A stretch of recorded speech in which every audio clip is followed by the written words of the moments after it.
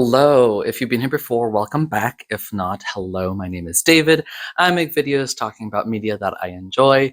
This is the next cycle of the next 4 episodes of the Magnus Protocol, a horror podcast created by the Rusty Quill Company, written and produced, directed by Jonathan Sims and Alexander J. Newell. You know the show, you love the show. This is the next 4 episodes, episodes 35 to 38. I've already put out a video talking about the last 4 episodes, so if you haven't seen that, check that out, episodes 31 to 34. And I've also put out a season 2 primer, which breaks down the lore that I talk about throughout these episodes, so I also suggest checking that out as well to get a basis for the information that I'm going to be talking about right now. I've also already covered the entirety of the first season, so you can also check that out as well.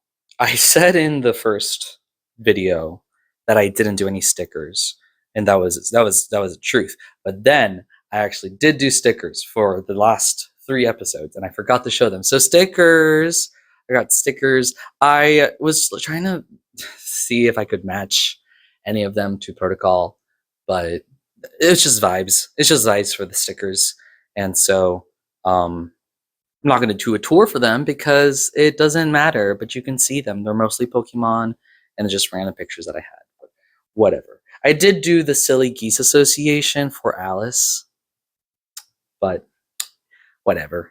This episode's a bulky one, so hang on to your seats and let's get into it. Episode 35, Terms and Conditions.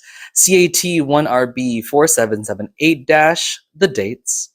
The description is mascot, parentheses, incarceration, / retaliation, and parentheses, imposter. The CAT1 is an agent, obviously talking about Bonzo, and it's rank B, still don't know what that means. The DPHW, death 4, pain 7, helplessness 7, weird 8. The date of the event was August 14th, 2023, and the date of the assessment was May 22nd, 2024. The author of this episode was Alexander J. Newell. Most of all of the episodes that contain Bonzo are going to be written by Alexander J. Newell. He is very proud of Bonzo and likes writing about Bonzo, and so I think all of the episodes that contain Bonzo were written by Alexander J. Newell. So good for him. This aired March 27th, 2025, and brief summary, Menke and Bonzo, and Teddy. And entities, I put Stranger here, but there's an asterisk to that as well. So, but yeah, we'll get into that.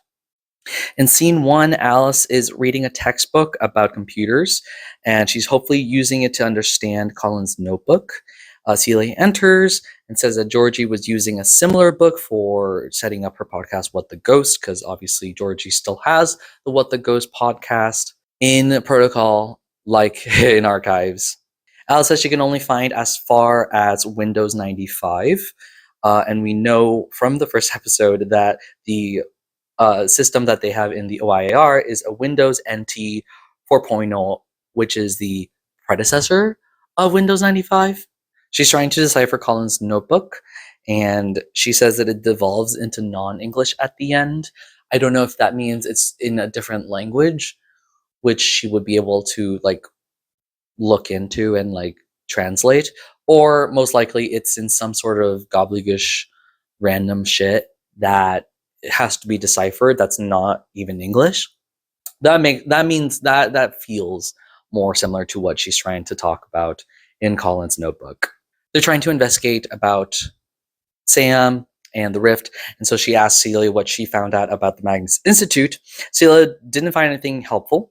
It's just more alchemy stuff, and Alice pushes her to keep trying, but Celia thinks it's just a dead end. But Alice is just keep trying to find anything. And Alice asks if she has any luck with Freddy, and Celia says she found something, but unknown if it's actually helpful. And she says she was trawling through old cases for anything useful. And then it cuts to the next scene, which is Norris/Martin reading out a transcript of an HM prison stageways. The prison is called Stageways.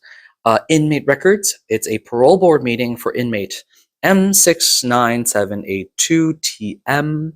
I don't think any of those numbers will be relevant in the future. I wrote it down just in case. It is of Terrence Menke. It is held in the prison on multiple counts of murder and other crimes and misdemeanors. The important people in the board meeting are the panel chair, Mr. Obadiah Quint. He's always referred as the chair. And then there's Mr. Alan Stolas, who is from the Elric Rehabilitation Initiative, and Miss Felicia Ross, who is the lawyer to Menke. The other people in the list, I didn't write it down in the official case notes, but I wrote it down in the characters cases tab here.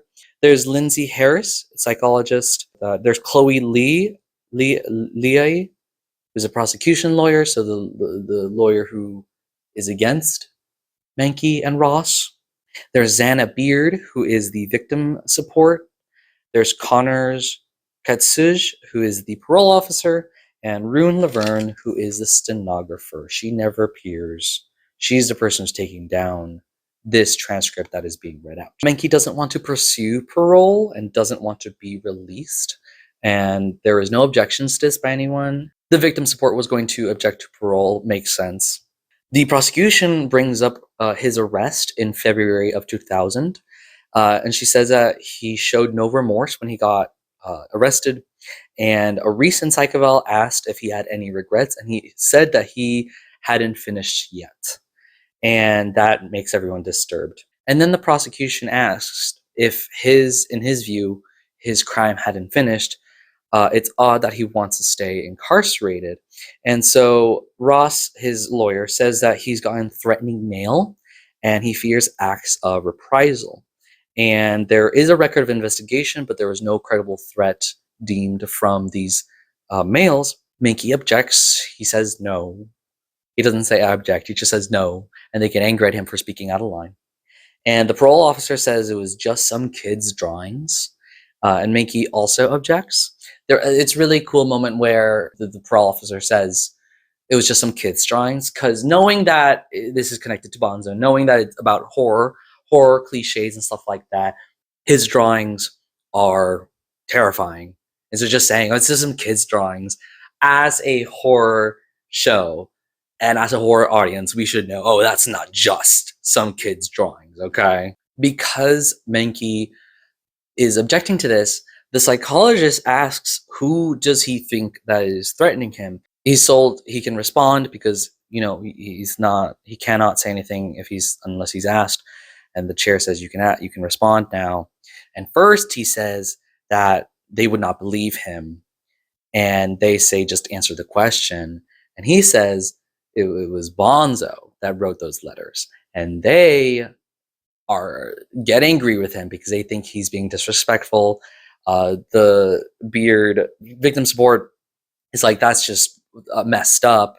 And, it makes sense because he was a person who killed a lot of people wearing a costume, as we will know, as we knew before, and as we will be detailed. So it makes sense that they're like, this is disturbing and wrong.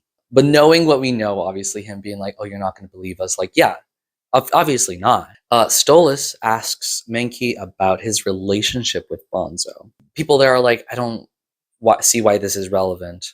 And Alan Stolas is like, please, pretty please. And the chair's like, just this once, okay?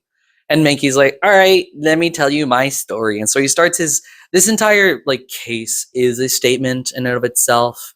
But then he starts his case. So it's his statement. So it's like a statement within a statement, but it's just his statement within the statement, whatever. He starts his statement. He talks about growing up watching Bonzo and how he compares Bonzo to God and worships Bonzo. And you can already tell that from the get-go, he's not mentally stable.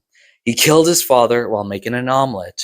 And in the show, Bonzo covers a studio in eggs. His next kill he made with a mask, had wobbly ears. It was his first proper try. And in the show, Bonzo is breaking violins, and the audience is yelling, practice makes perfect. And so his next kill, he was dressed as Father Christmas, Santa Claus, and he used a tarp to capture blood. And in the show, Bonzo had a double-length Christmas special. So he keeps killing for Bonzo wearing costumes. And I'll talk about it a little later, but this is a positive feedback loop of someone who's mentally deranged using things he perceives as messages from Bonzo to keep killing people. And so he was never told to do any of that. But when he killed his father, while he's making omelets, the show had, I don't know, something to do with eggs, and so that made him believe that Bonzo was sending him a message, and that is terrifying. Like you can totally see that line of thinking being real. Like that's something that you could see in like Law and Order, you know, and it's a little fantastical, but it makes sense in a weird, horrifying psychological way that he would start doing all of this, you know, wearing costumes and stuff. Eventually, he wants to surprise Bonzo, so he makes his own Bonzo costume, and he knows that he wants to have a huge crime spree so that they think it's Bonzo, and then he removes a mask and reveals himself, and it's all like a joke or something. He doesn't say it's like a joke, but it's like funny, you know. And he really wants to do this crime spree so that Bonzo can finally see him. Okay. He says he doesn't remember the spree in and of itself, in terms of like the adrenaline just got to him and doesn't remember. The judge says he had a crowbar. He's like, I guess I had a crowbar. And he was tackled by police, and all the while he was just laughing throughout. Everything was so funny because this was a message to Bonzo, and this was like playing, and definitely disturbing writing here. Really disturbing in terms of the crimes he's doing and how he perceives them. And I don't talk about it later, but when he's talking about like, oh, I wasn't finished, he's talking about completing the crime spree to get Bonzo to see him, and that's why he wasn't finished, because he was interrupted by a bunch of cops. I thought it was going to get into something more plot relevant in terms of he was doing something for I don't know, but no, he just didn't finish showing off to Bonzo because he got tackled by a bunch of police. With it, he was really happy about it. He says that as he was, you know, doing the crime spree, the more he did it, the suit that he was wearing that he made was getting was bulky, right? It didn't get it. It started off bulky, and then he points out how bulky it got and how tight and slick inside it was. And he says it was tighter than before. And it was really interesting detail here because it could easily be looked at as him. Like he even says, like, maybe I was sweating buckets in there. And it makes sense because it's a suit that you wear, full body suit, makes sense at how hot you can be inside it. But also the knowledge of Bonzo now, that suit, something happened to that suit.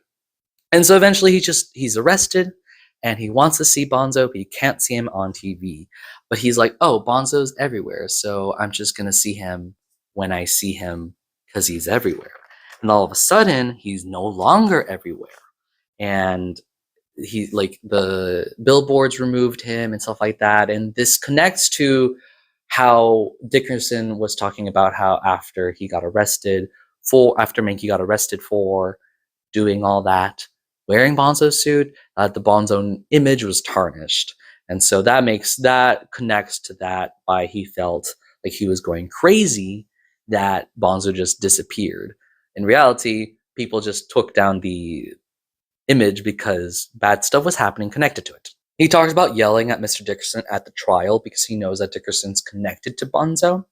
And he begins to worry that Bonzo didn't like him doing all that, or just doesn't like him now. He wants to apologize to Bonzo, but whenever he talks about Bonzo in prison, he's just put into solitary, so he stopped talking about Bonzo, but he still thinks about Bonzo a lot. There's this detail here, I don't quite know exactly what's trying to get at. He says he got letters from fans, but they didn't want to talk about Bonzo, and then they eventually stopped. I assume it's like people sending letters being like, why did you do this to my child or whatever, whoever he killed? Why did you kill these people?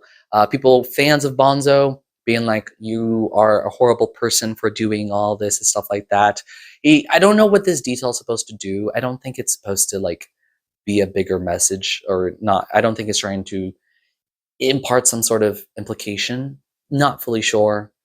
but it just connects to how he's getting letters now. And these letters are definitely different. And he says it's an envelope, yellow with orange flecks in it, and has a huge thumbprint in purple ink.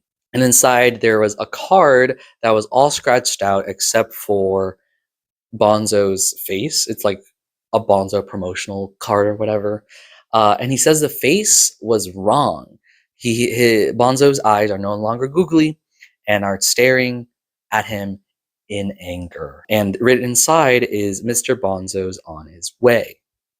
Also interesting to note, yes, throughout the story, throughout whenever we talk about Bonzo, Bonzo is noted as like it. Like in 12 Getting Off, I forget the name of the woman, but she is talking about Bonzo and keeps referring to Bonzo as it. And so I've always done the joke of like, Bonzo has pronouns, Bonzo's pronouns are Bonzo/it. But here, Mankey keeps referring to Bonzo as a he. So Bonzo's pronouns are either just Bonzo/it, and Mankey is not using proper pronouns, or Bonzo's pronouns are Bonzo/he/it. Really important stuff to contemplate here.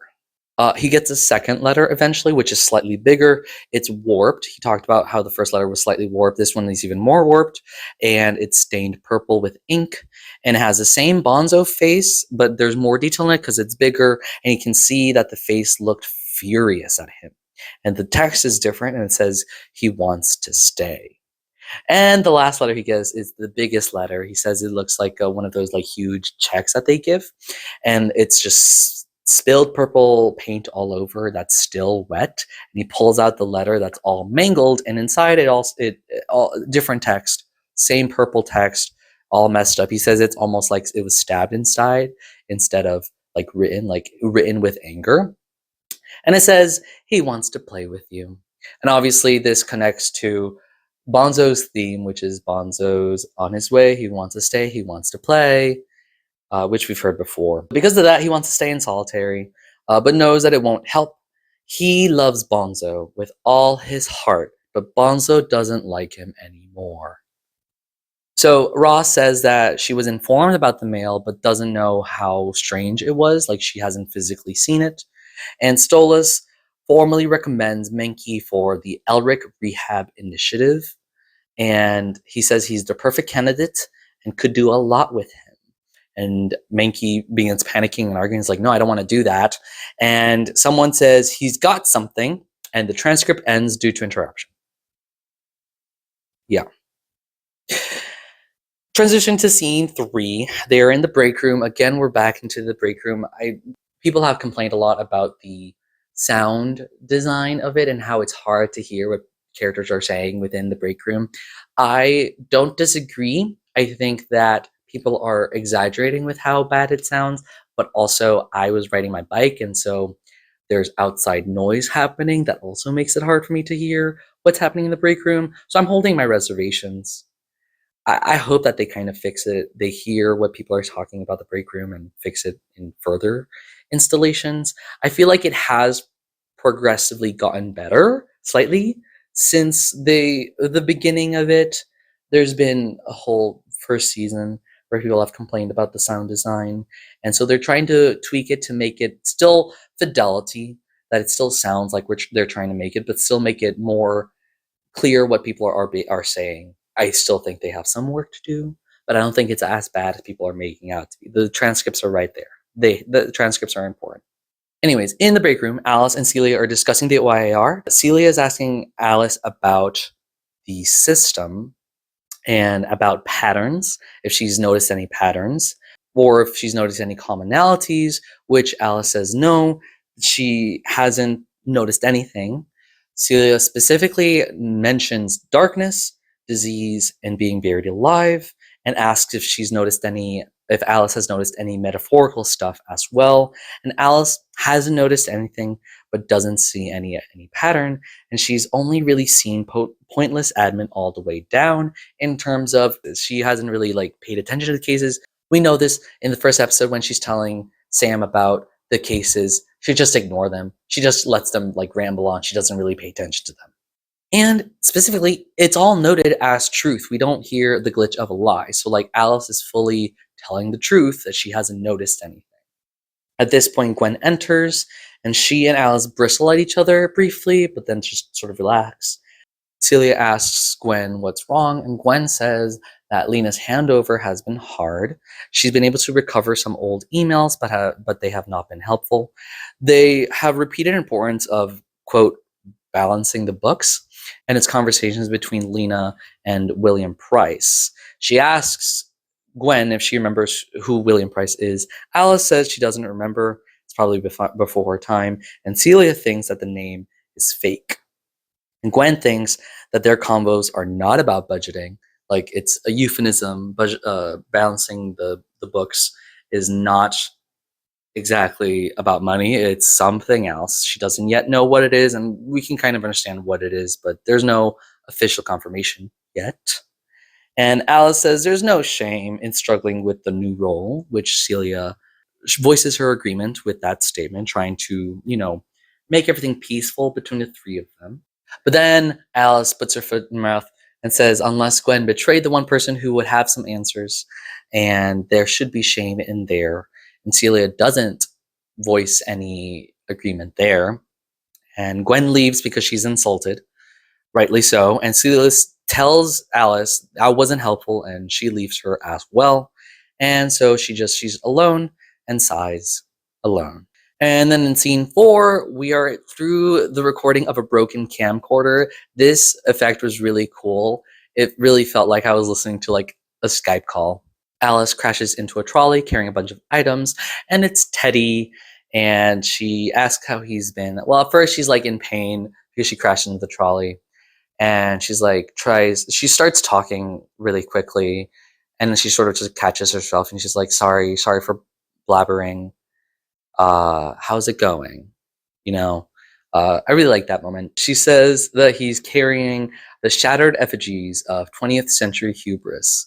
I love Alice's diction. She has a really great way of talking, and like Johnny and Alex have talked about, like, specifically Alex has talked about writing for the actors, and how, knowing that Billy Hindle as Alice would struggle saying something specifically, but like I know that they know that Billy Hindle can deliver these types of dictions really, really well. And just the shattered effigies of 20th century hubris, love that diction, love her use of description. I love her writing is so good. Teddy says he's got them for a new job. I misread and thought that he found them for his new job, but no, she asks how his job is, and so he talks about his job and says it's fine. There's a glitch there that's saying that he's lying. It's not fine. It's the only glitch in that episode, as far as I can tell. The only lie anyone says in this episode is Teddy saying his job is fine. And he says he's like fetching stuff, carrying stuff, mostly tech support, and it pays well. That's all not a lie. But I had misread that, I had misheard that, and thought that he found this shattered effigies of 20th century hubris, and he just collected it and is bringing it for his job. But no, I guess he's just transporting stuff or whatever. And he asks how the OIAR is doing, and Alice says it's bad. He got out in time, and Sam has moved on, because he asks how's the new guy, and she said he's moved on, which is not a lie. It's not marked as a lie. It is a live omission, maybe. I'm surprised she didn't. Well, I'm not surprised, but like it would have been kind of cool for her to be like, and Colin's dead. And he's like, how? And she's like, you don't want to know. Or she says something along the lines of a jokey. I could see Alice jokingly saying, got eaten by Freddy, just like he warned about. And Teddy laughs, thinking that she's joking, and she's not joking, but she lets it slide. I can totally see that like interaction there, but whatever. And then they depart. And as they depart, Teddy turns to the camcorder, it feels like, and he apologizes. He's on his way, and this won't happen again. And then the recording shuts off. and the episode ends. So, okay, this is a lot of detail here. This is a lot, okay? So, notes. Alice is trying to decipher notes of Colin. This parallels John trying to decipher Gertrude's notes in season 3/4. I feel like this is just she only just mentioned finding his notebook a few episodes ago, and it hasn't returned yet. But we haven't really been focusing on Alice as much since then, and so I wish, but know that if it will be more. I wish it's more. I know that it will be more focus on the notebook, and I know that she'll start actually like reading from it and deciphering it. That's really exciting. But right now it just feels like a afterthought in the story. But I know that's fully just because it's just starting off, and so we will again eventually get more. So I'm holding on to hope for that. Alice is pushing Celia to look into the Magnus Institute. Celia knows that the rift is not connected to the Magnus Institute. She says she found an old case. What old case is that? If it's not the Bonzo case that we listened to after the fact, I hope that we will find out soon which one it is.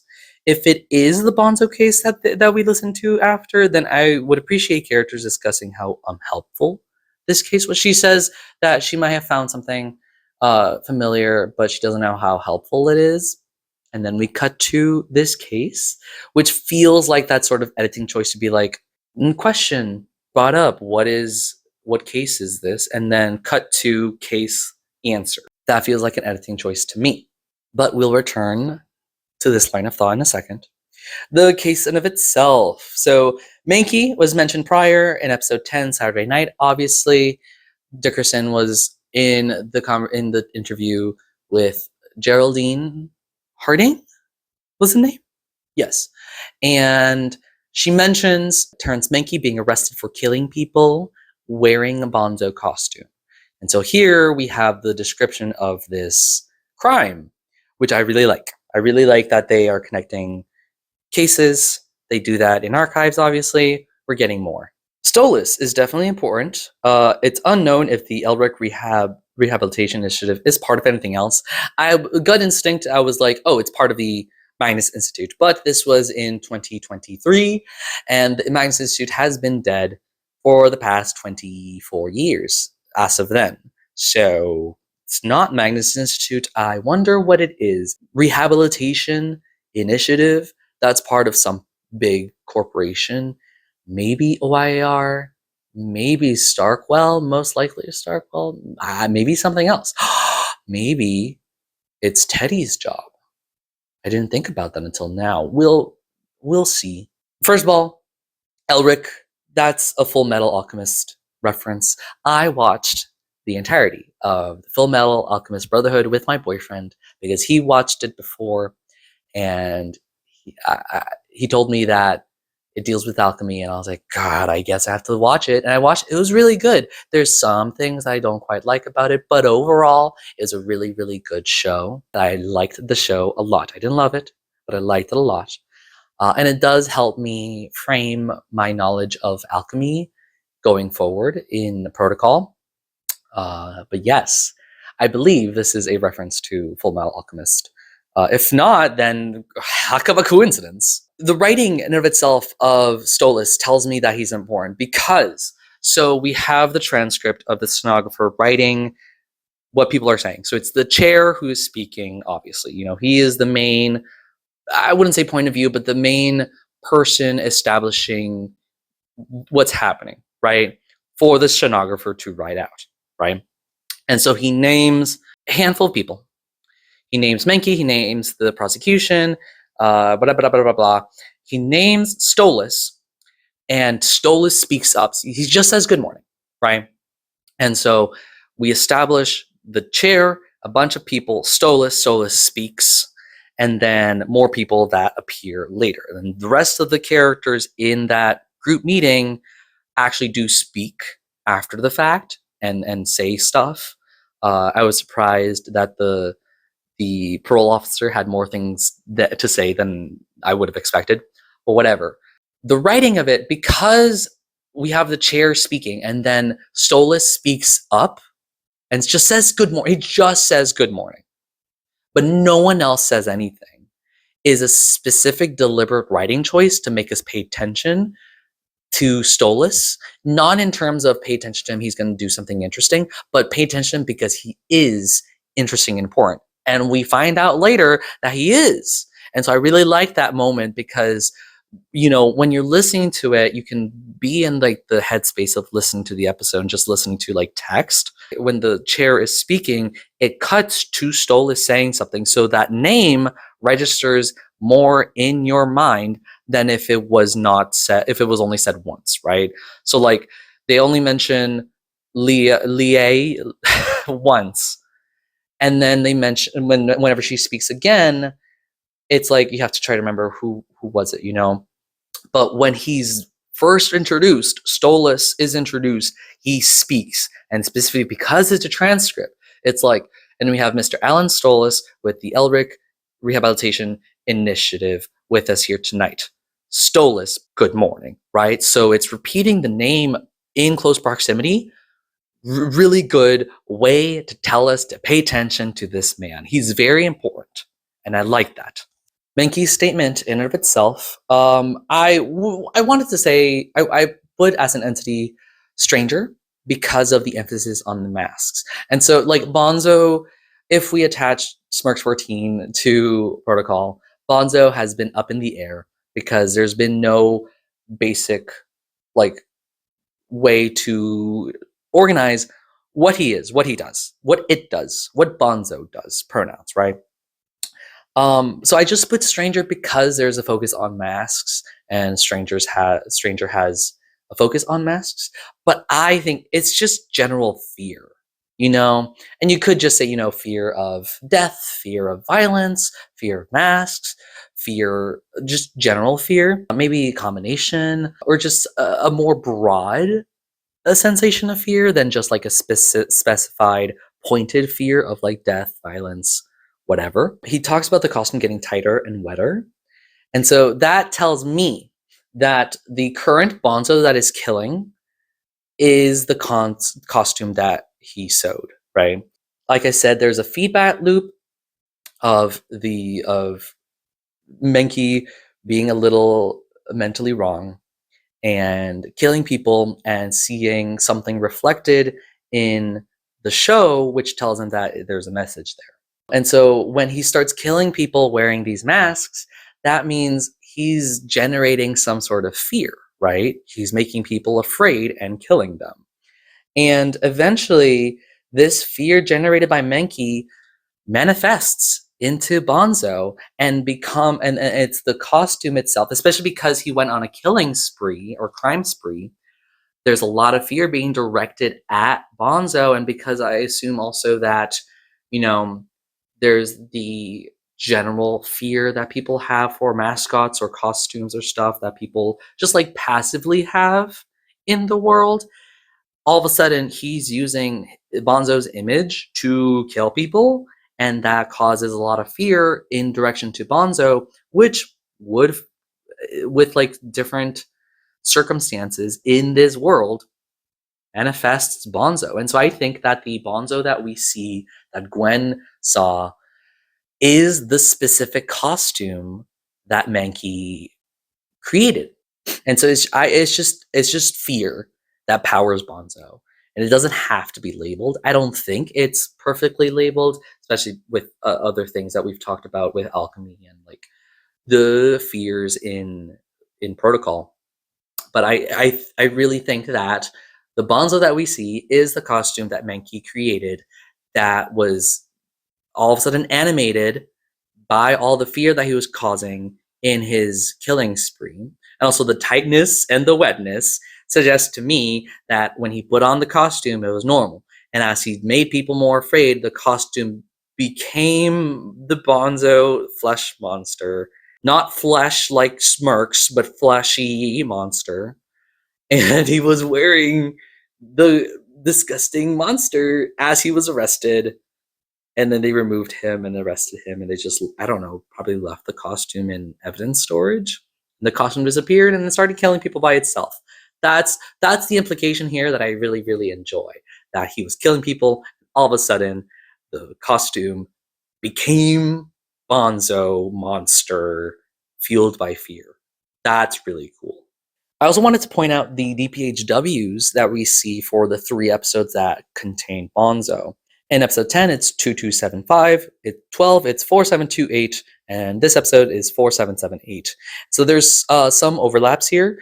There's 2 times that death is 4, 2 times that pain is 7, 2 times the helplessness is 7, and 2 times that the weird is 8.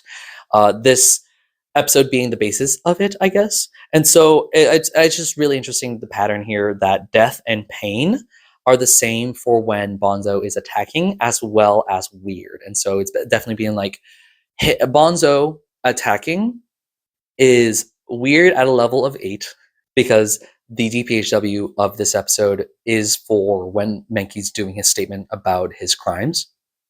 And so whenever Bonzo is attacking, killing, and biting people, it's the same pain and death. Death 4, pain 7. So more, I guess, more chances of pain than death, and less people dead. I don't know. I don't know how they measure stuff, but it's the same numbers. Same thing as weird. 8 weird makes sense. That's definitely weird. And then helplessness is 2 different ones, and it appears in 2 different times at 7. And so, it makes sense for episode 12 getting off that there is no helplessness is 2, because it's the bouncer woman. She is not helpless. She tried running away.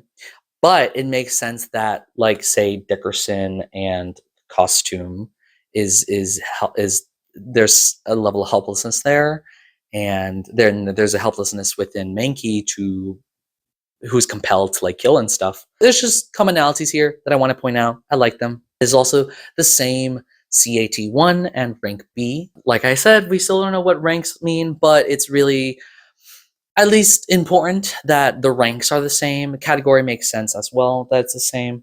And also pointing out that Mankey was arrested in 2000, February. His crime scene was in 2000. Dickerson had his interview in 2021, and this parole meeting was in 2023. And obviously, Bonzo's recent attack was in 2024, the same night that Gwen gave him the letter. I wanted to talk about a critique that I had for this episode. I really liked this episode up until the very end. The statement, I didn't enjoy how it ended. It was unsatisfyingly vague. And so, like, I've talked a lot before about how horror is really interesting if it's ambiguous but not vague. And there's levels to ambiguity that can cause something to be ambiguous or just vague. And I wanted to compare it to episode 9, Rolling With It, that has a very similar cutoff to a statement by an interruption. So, like, in this episode, the transcript cuts off, says, by an interruption. In Rolling With It, the transcript, the statement says, statement was interrupted, patient was declared dead on site. Both have that sort of story cuts off because of the interruption, right? It works well in Rolling With It because we have the setup of the dice roll. Something bad would happen if you roll snake eyes. And it allows for our imagination to think about what this interruption is, especially because after the fact, it says that what's his name? I forget his name. The dice rolling guy. Did he have a name? He didn't have a name. The dice rolling guy, who doesn't have a name, died on scene, right? And so there's enough for us to try to imagine what happens. He says he's going to roll for one last time. He rolls snake eyes. Something interrupts. He's pronounced dead. Something happened to him because of the dice roll. We don't know what exactly, but we know he died from it. That is satisfying and ambiguous. We don't know exactly what happened, but that doesn't matter to the story. We know that something happened and he died. That is satisfying and ambiguous. In this episode, however, there is no setup like the dice rolls and that something can happen with the dice rolls, right? So if anything, there's setup that Bonzo will appear. It's set up that Bonzo keeps writing to Mr. Mankey that Bonzo wants to stay, Bonzo wants to play, he's coming for you. And so that setup of Bonzo will appear and kill Mankey, right? However, in the statement, suddenly he's holding something. He's holding something, presumably a weapon. There's no setup to this, right? When he starts panicking about being in the Elric rehab initiative, he starts saying, "No, Bonzo's coming." He repeats the "Bonzo wants to stay, Bonzo wants to play." But then the parole officer says he's holding something. And then it says, the last sentence is the lawyer, who's presumably next to him, saying, "Mr. Mankey, what?" And then it cuts off, and then it says, "Interrupted." There was an interruption, right? And so there's no payoff. There's no setup, and there's no payoff here, right? There is setup with Bonzo appearing, and if Bonzo all of a sudden appeared, and then it cuts off, that's great. That's fun. But that didn't happen. And then all of a sudden we have a weapon that he has apparently. When he says, the upper officer says, "Watch out, he's got a," or something.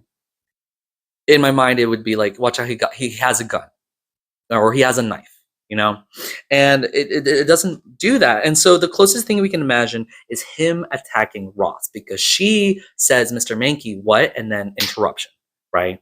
She's next to him. We know that because she's his lawyer. But there's nothing that really telegraphs that, because the interruption comes from the stenographer no longer writing, right? And so it's assuming that, Mankey and Ross are over here and stenographer's all the way over there, closest to the judge. The interruption there is Laverne reacting and no longer continuing the transcript. So there's nothing here to suggest what happened beyond him having something and Ross reacting to it. Right? So, if anything, could also be he has a knife, he guts himself. But we don't get that information. We don't even know what happens to him. And so, the way that I would fix this, perhaps, maybe, I'm not saying that I know the full answer to how to make this. I have this critique about the ending, and this is what I think would help fix it. And people who have better writing, aka Johnny Sims and Alexander Newell, who wrote this, would probably flesh it out and make it better than what I can think of. But my idea is having in the transcript, like a transcript note, like when it's saying, "Here we have Mr. Obadiah, Quint, transcript note," or "Mr. Obadiah, report note," or something in the transcript that feels like an after part, like a third party after everything, coming in and adding notes to the transcript, to the police, to the patient report, that lists the people that are present as who's dead, and saying that this person is in this report posthumously, right? So, for example, like I said, it could be Mr. Obadiah Quint, transcript report, deceased, right? So it allows for, if we know who's dead, right? If it shows who's dead of this group of people, that at the very beginning, without knowing how it ended, if without knowing how the transcript ends, at the very beginning, if we have a list of people, there's just a bunch of people in this room, and we note who is dead, that is, one, a form of horror, like, oh, that's odd thing to note. And two, we know that they die. Why is this important to us? Why do we know that they're dead? And then we continue going, and then there's an interruption, and that allows us to bridge those ideas of people are dead. We know that to be a truth. And then there's an interruption that Mankey did something. So that allows us to bridge that Mankey killed them. And there's ambiguity there as to what he has in his hand, perhaps, or at least ambiguity of what did he do. But like the actual action of it is not important. We know that in the end, in the overall story, Mankey killed these people, or Bonzo killed these people because he appeared, or something. That's what I think, having something at the very beginning, noting that some of these people in this parole board are dead, connecting that to the very end, something happens, allows for that bridge of knowledge.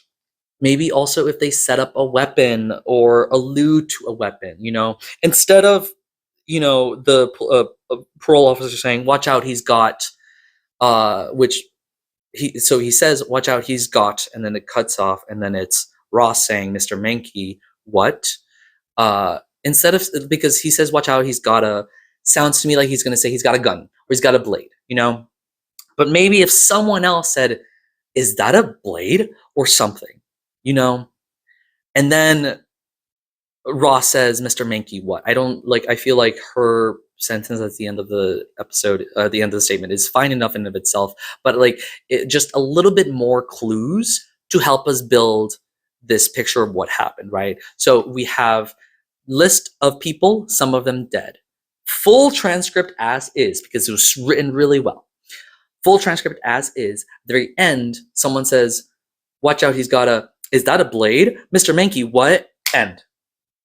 And that's a really great way to have ambiguity, not tell us exactly what happens, and still it be satisfying, and also just cut off at the very end. Perhaps, maybe, I don't know. Maybe I'm just talking about out of my ass right now, but this is just a critique that I have. Overall, it's an amazing statement, really great statement, really great detail, interesting detail. It just has this unsatisfying ending to me. Also, another critique that is up in the air until more information, back to the information that Celia found a case, right? If this is the case that Celia says that she found that doesn't know if it's helpful, I would appreciate if the characters would discuss it, right? So Alice asks Celia, "Did you find anything interesting on the Magnus Institute?" Or, sorry, "Did you find anything interesting on Freddy?" And Celia's like, "I've been trawling the old cases. I found one. I don't know if it's useful or not," right? It could be that she found a case that we already had listened to before in an episode prior, or it's one that we just didn't listen to, and we don't know which. And she'll show us. She'll show Alice, which means she'll show us, right? But like I said, with this editing like this, it could be that the case, Mankey's case, is the case that she found, right? And if that is so, that is fine. However, after it finishes, we cut straight to Celia and Alice in the break room mid-conversation about something about the OIR, right? And they don't talk about this case. Who listened to this Mankey case, right? If this is a case that Celia says she found that doesn't think is helpful, it would be more cohesive for her to, for after it, Alice being like, "Yeah, that was stupid. That didn't help." A line or two would be helpful if this is the case that she found. If it's not the case that she found and we just happen to listen to this, that's fine. That works a little bit better. But either way, both scenarios have to have some sort of connection, right? And this is a problem that I've been having with Protocol. The cases are not commented on and feel disconnected. And it feels like these cases are for the audience's benefit and not the character's benefit. A good example of this critique of it, how it works, is one, archives. Almost every single statement, John or whoever reads it out, mostly John, comments on it, right? He talks about investigation. He talks about like how someone died at the end or whatever. It's grounded in an investigation, right? It happens in episode 21, Breaking Ground, where Alice sits close to Sam's monitor, and then we start hearing this Magnus Institute case. And then she talks to Freddy, and she's like, "Oh, I know you want to talk. You wanted this for Sam. Well, I'm going to hide this so that Sam doesn't read this and he doesn't get inspired by talking about the Institute." That makes the case feel grounded. That makes it sound like the characters listen to this case and react to it, right? It would help ground the cases more in the world, right? For example, episode 12, Getting Off. Gwen reacts to Bonzo viscerally. She reacts to him because she gave Bonzo, this is pronouns, an envelope, and that led to someone dying. And she reacts viscerally to this case. And she goes to talk to Lena because she feels bad about it. And that makes everything feel grounded. Other examples, 17 saved copy. Celia reacts to the case. Yes, that's cool. But then there's other cases, such as this case, where the characters listen, I guess, to the case, but don't react to it, don't say anything. The biggest example that I had when I first, well, I've talked about this before. The biggest example I had was episode 16, not social stigma, antisocial, when Alice has recently just seen someone die. Archivist attack someone in 15, well run. In 16, antisocial, she's in the OIR.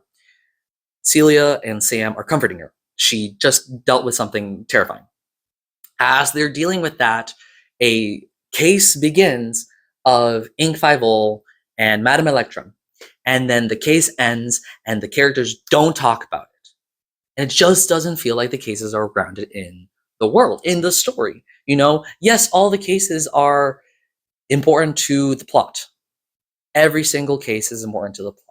Every single statement within the Magnus Archives was important to the plot, even if it didn't connect to the overall plot. But every single statement in Archives felt grounded in reality, felt grounded in the story. All the cases here are important to the plot, but do not feel like they're connected to they're not grounded to the world, right? Because the characters don't talk about it. And so if this episode is not, if this case is not the case that Celia was talking about, that's fine. But at least who listened to this case? Why is this case important? If it is the case that Celia was talking about, then have them talk about why this case was not important. Just be like, oh my God, hated that case. That was Bonzo, I hate Bonzo, whatever. But just make it feel like it's grounded to the world. Like I said, this critique is an overall critique, but also with this case, I don't know if it's the one that Celia was referring to or not. But yes, it's been happening. And it's not all of the cases, thankfully. These last few cases in the last few episodes have either been the archivist, which makes sense that no one reacts to those. Alice listened to the woman who became Liverpool. She reacted to that. That was good. Other times, it just shows that people listen to it, like in peer review. And that's enough for me to be like, yeah, they're listening to that. But still, like I would like a comment from the characters about the cases. Anyways, moving on. I'm sorry. Moving on. Celia's trying to understand the world that she's in. She talks about Smirk's 14 labeling. Obviously, she mentioned the dark, the corruption, the buried. She asks about any labeling, the metaphorical meaning, like Leitner told John to focus on what the manifestations mean than what they are. And I feel like this moment was a full message from the creators of Protocol to us, the audience, that Smirks is not here. The labeling of Smirks is not here. And I agree with that. However, yeah, not all manifestations are easily labeled. Some are. That's not important to the overall story. And so I feel like this is Johnny and Alex telling us like, hey, Smirks is not here. Celia knows about Smirks. We're showing that Smirks is still in the conversation, but it's not in Protocol. The labeling is not in Protocol. Manifestations are different. Obviously, some of the manifestations do fit. Like, I truly do think that for taking notes is slaughter because it's violence and stuff like that. Either way, this is a message from the writers above. Thank you for letting us know about that. William Price was mentioned in episode 20, Social Stigma. It was told to Alice and Celia by Sam about William Price. He ran the response department in the OIR in 1999.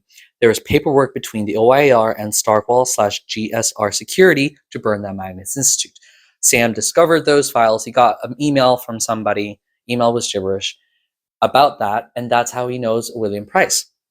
So this suggests that William Price is still active. He's connected to the response department. However, Lena in 23 A New You, Lena says to Sam that the response department hasn't existed for some years.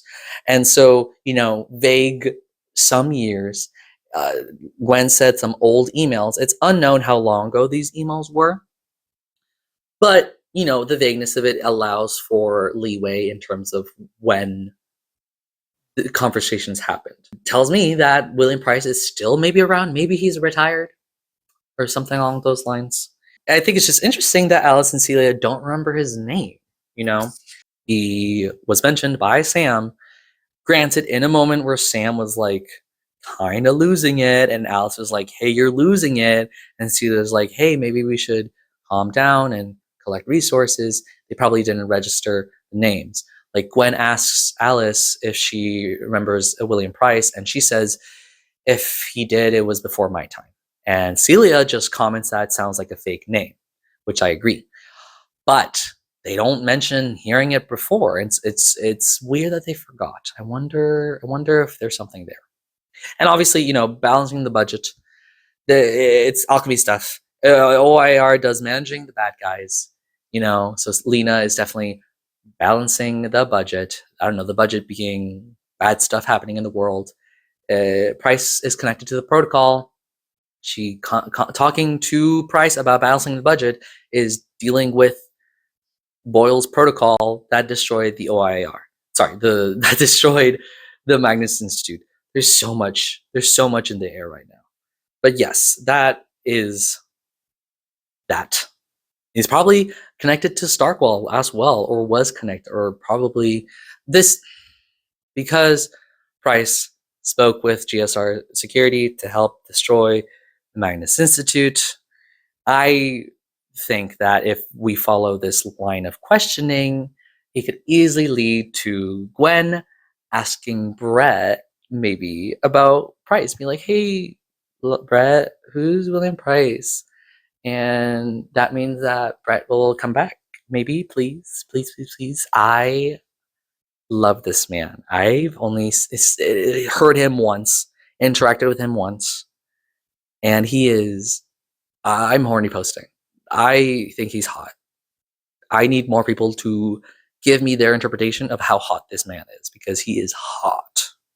Alice telling Gwen that it's shameful to oust Lena when things were bad. Alice is definitely unraveling everything, and for good reason. She's definitely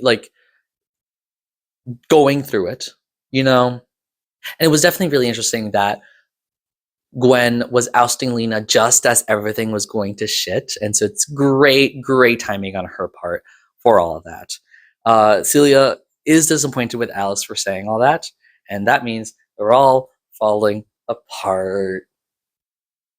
Like Gwen and Alice are already arguing at each other's throats. What was it, like a few episodes peer review? Alice and Gwen were arguing in the background. That was funny. So I'm so excited for more conflict. Teddy and his job. Is he collecting old tech? That's weird. He's definitely being watched / monitored. Unknown if it's like supernaturally, as in the recording that we're hearing, or it's like tech-wise. Like, I don't know if it's his job actually just like straight up recording him, or if it's like a supernatural recording. He knows it's supernatural. He just knows that he's being recorded, that his job is tracking his movements. Feels very Amazon to me. In 29 Keyed In, Teddy was going to tell Alice about his job, but she interrupted him before he could. And so, I mean, we know that he's still in Royalmond Court, where the OIR exists. And the job's obviously bad, because he lied about it being fine. Like, she asked how's it going? He's like, it's fine. And that was the only lie that we hear in this episode. So that's important. I wrote this down. Maybe Teddy's job is the people listening to the OIR, because there's a question of like, who is listening, who's recording everyone in the OIR, It might be Teddy's job, because we know Teddy's job has to do with the OIR tangentially in some form, but we don't know what. He was going to tell Alice about it, but don't know yet. And dealing with technology, maybe they're the ones listening. However, that doesn't feel satisfying to me as an answer for this story, because Teddy's job was such a many degrees away from the central aspect of the story, and so I don't think it's central antagonist area. That if Teddy's job is listening, that would make them central antagonist type area. But I feel like Teddy's job is more like tertiary antagonist. Plus, it also doesn't explain the tape recorders that we hear from the archivist, and also the tape recorders that are in the other dimension. How would they have access to that? I just wrote that down. I don't think they're the ones listening, but I did think about it a few minutes ago. Maybe the Elric Rehabilitation Initiative is connected to Teddy's job, because that could be something. I mean, the Elric Rehab Initiative has to be from like a organization, has to be from like a group of people, you know? The only group of people we know are Magnus Institute, fire, down, it's dead, and the OIR, and that's definitely not the OIR having a rehabilitation initiative. So maybe the Elric Rehab Initiative is part of a larger corporation group that Teddy works for.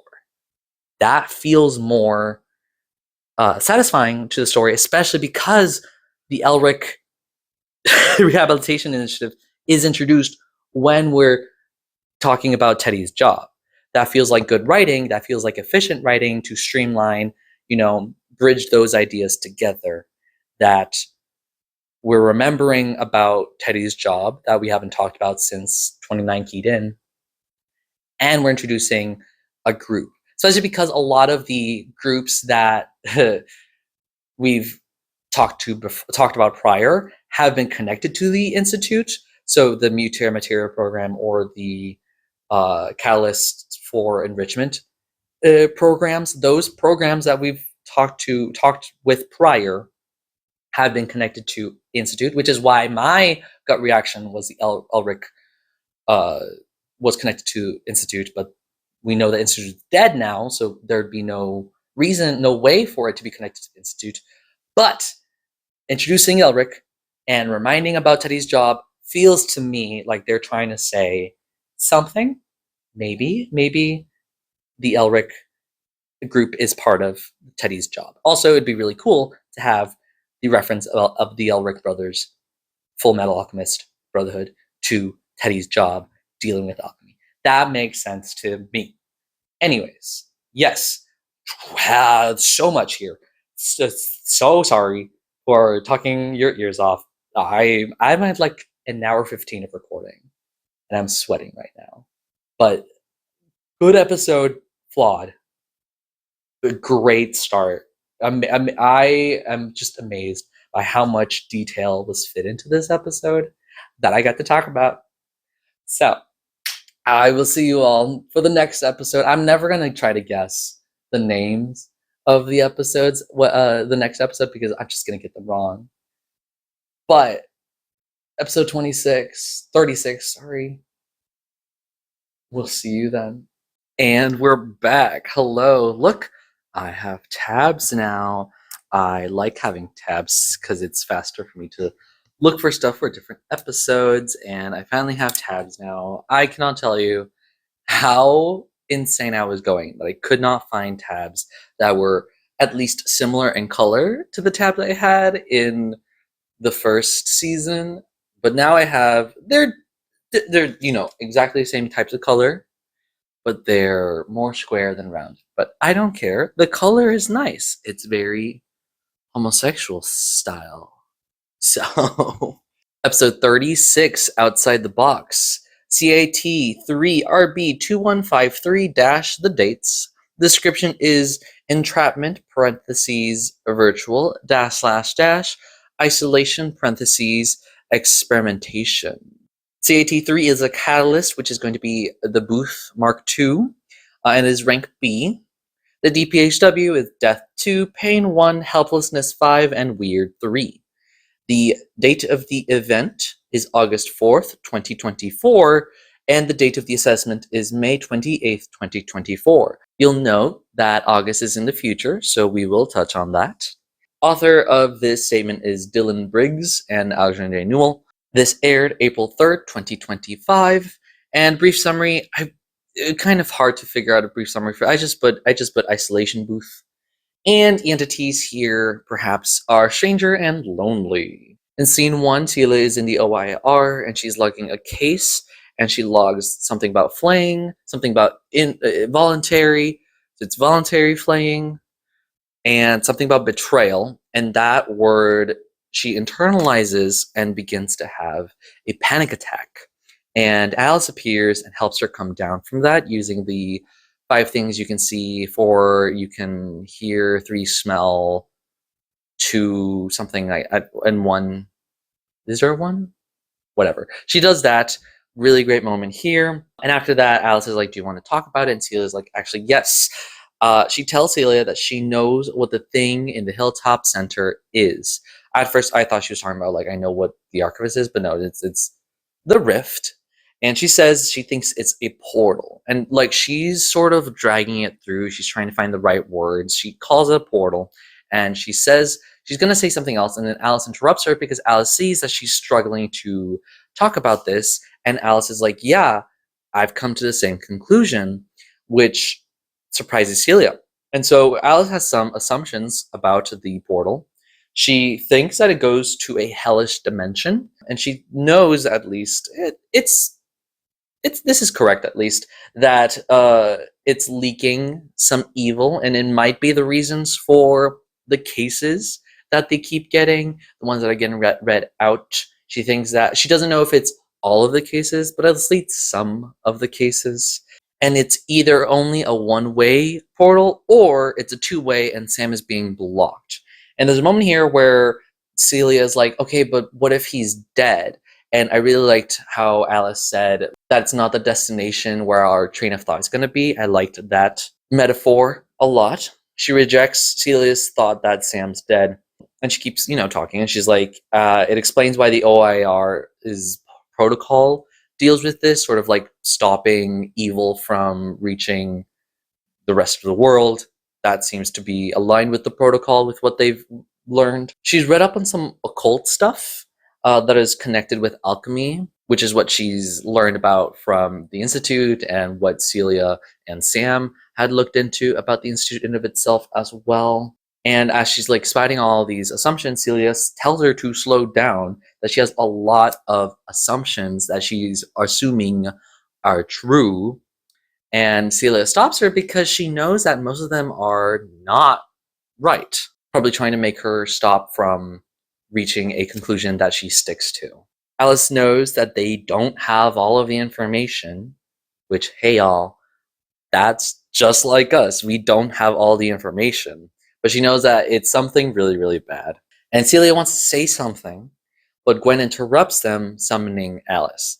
I didn't hear it because I'm on my bike ride, but I guess she taps lightly. In transcript, it specifically notes that her tap is less insistent, less authoritative than Lena, who would tap to get Gwen's attention. Gwen is less than that, and it's sort of like telling that, one, she's not as powerful as Lena or confident as Lena, and 2, things are starting to fall apart for her, so she's starting to buckle down. And Alice leaves Celia, and she begins a new case, which is scene 2, Norris/Martin reading out this case, and it is of Arlo Slade, who is the admin of SladeTechReviews.com. The title of the review is Booth Mark II Review, Feeling Isolated. And it was set to be released August 4th, 2024, it looks like. That's 3 months away. I didn't write it down, so I'm going to say it now. Yeah, it's kind of odd that the dates are sort of in the future, but that's the only date given for this review. And so I assume that's supposed to be coming out at that time, or it's an error in regards to the dates and how it was written, and maybe it was supposed to be August 4th, 2023, a year prior, but they just messed up when they were actually creating the story. But either way, I don't feel like it's a big oversight, especially because of what is being talked about and how it ends and stuff like that. It kind of makes sense that it would be a little bit in the future in 3 months, but it is what it is. We'll see if they say anything about it. And it says that the page was removed for pending legal action, which adds to my thought that this was supposed to be released later. But yeah. So Booth is a video conference startup. Its founders are Lila Bailey and Chris Chavez. Both names have not cropped up before. And between them, they do OLED panels. I don't know what that is. Something with computers. I looked it up. Generative AI, boo. Aerospace engineering, okay. And 3D projection modeling, okay. But the most important fact in this sort of like detailing of the booth video conference startup background is that they're co-owned by Elric Capital Ltd, which has a controlling interest in the startup. So, hello, Elrics. The startup promises to bring everyone back in the room in terms of video conferencing. And so when Arlo gets his version of the Mark II, it looks like a carnival photo booth with like a webcam array. And it uses LiDAR sensors to record and track your body movements. And it renders portions in video chat in uncanny 3D. So it's supposed to make, when you're video chatting with someone else, make it so you can actually like, it feels like the person's in the room next to you instead of a flat projection on a screen. Sort of like, I want to be VR, but like higher resolution, like it feels real is what they're trying to do. And he says that it's an arduous setup. It's really hard to build it. And then there's very, very strict safety warnings. First, it says to remove all items from room to maximize realism, which to me is saying remove everything in the room so that it's a bare room. That way it's easier to be, hey, look how real this all looks. Because if it was filled with stuff that didn't render correctly, oh no, that breaks realism. So that's why I remove everything in the room. No windows or doors should be in view. And if there would be windows and doors in the room, there would be unpredictable results. Ooh. And Arlo's like, yeah, that's an understatement. And so he cleans out his room and sets up the Mark II, and he warns that it can have a glitchy, surreal, and isolating experience. The moment that he plugs it in, it specifically also notes to not plug it in until the room is empty and there's nothing in frame of windows and doors. So once he plugs it in, it turns on immediately, and it drops him straight into a call with somebody. And so he starts talking with this random stranger, but he's not perturbed at all because he's so amazed at how real everything feels, which, you know, distracts him being like, oh, why am I talking to a random stranger? I will tell you, when I was first listening to it and he talks about just bumping into a random stranger all of a sudden in this video chat, I thought it was going to go in a different direction, which would have been fun in terms of like, hey, weird stranger, like Omegle type stuff. But the direction it went to was not what I expected, but still pretty fun. He meets Gregory. He says we'll call him Gregory, which tells me that he's changing his name, but there's some text later on that suggests that Gregory is his name. I'm going to proceed thinking that Gregory is a false name. You know, that people who write journalists and news articles hide people's identities if they're talking bad about them. That makes sense to me.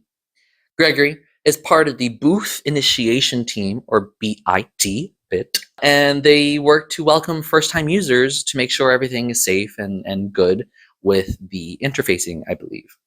And so he's talking about his interactions with Gregory, and he says that the video feed feels wrong, that the movements are off. And I'm not fully sure exactly what he means by this. He describes it in really great detail, but how this happens is a little confusing to me. He says that it looked like the body was morphing, shifting, changing, and moving too fast when it's loading. And it's because this malformed realism makes Gregory look wrong. And so I assume it's saying that in a normal setting of like face-to-face video chatting, sometimes there would be lag or like glitching. He describes some of the usual things you would see. This is happening in this video chat, but because of how real it feels, it looks, Gregory glitching out, malfunctioning for like brief moments when you're video chatting, as you usually do in Skype, or Skype is dead right now, Zoom. Because of how real it looks bad on the body. because it looks like the body's doing these glitches. And that's what he means by morphing, shifting, changing, moving too fast, that it's like a computer error being shown on flesh. That is terrifying, but it doesn't go anywhere.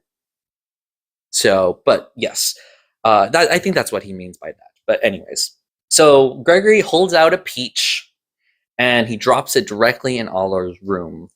And he's totally amazed by that. And he starts shifting the MK around, Mark II around, to look for the port where the peach came from, because he assumes that it just popped out. And in doing so, Gregory gets very angry because now his bedroom door and a small window are in frame of the Mark II. And so Gregory gets really, really angry. He doesn't describe what he says, but apparently he gets like unprofessionally angry. And Gregory leaves, turns off the video chat, and he describes it as like a vintage sort of like the blinking off, shrinking down to like a circle, like a dot, like but sort of like a vintage sort of turn off. But anyways, he cannot see any way to turn it back on. And so like he should have just like unplugged it, plugged it back in. Maybe that would have helped. But he just doesn't see anything how to turn it on, and for that case, how to turn it off as well, which he didn't think about at all. And so he's looking around in his room, and the door and the window have vanished completely. And at first he thinks it's some sort of like illusion, and that like, he touches the place where it should be, he should just feel it. But no, it's gone. It's fully gone for him. And he like knocks on the wall. He feels the wall, and it's no longer the same type of wall that was in his room. It's like hard. He doesn't describe the material, but it's like hard rock or something, I would assume. And his room is completely bare and now totally sealed. He starts banging on the walls, trying to like get out, and he worries about being missing. He says that only his cat would really like miss him, but his cat Randall. But he has an automatic feeder that will feed him for at least a week or two, and so he is worried that no one will know that he's missing for like a long time. And so he starts preparing to survive here with only a peach. He like imagines what he should do to extend his time here. It's not much. In total, he's trapped for 3 days in this bare, sealed room, which is terrifying. And he dreams at times that a hand will come out of the Mark II and pull him into the darkness of the screen. And throughout it all, he just sort of loses track of time. And the booth becomes like not a beacon of hope, but the only hope he has to getting out is the only thing in the room. There has to be something that it does. And he begins to pray to it, begins to look to it as something other. And he goes to sleep. He prays for help one night, and he goes to sleep and wakes up, and all of a sudden there's light on the booth, and he sees Gregory from the device. And Gregory sort of like looks at him interestingly, and then turns off to the side to someone off screen. And he says that this one is done. Begin kill process. Or he says kill process. And when he's saying that, off screen, he's not looking, and so Arlo takes his chance to run up and grab Gregory's neck through the screen. As he grabs his neck, the screen cuts to black, and he feels his fingers get chopped off by the screen going black. But he can still feel his fingers grabbing onto Gregory's neck, which is so fun.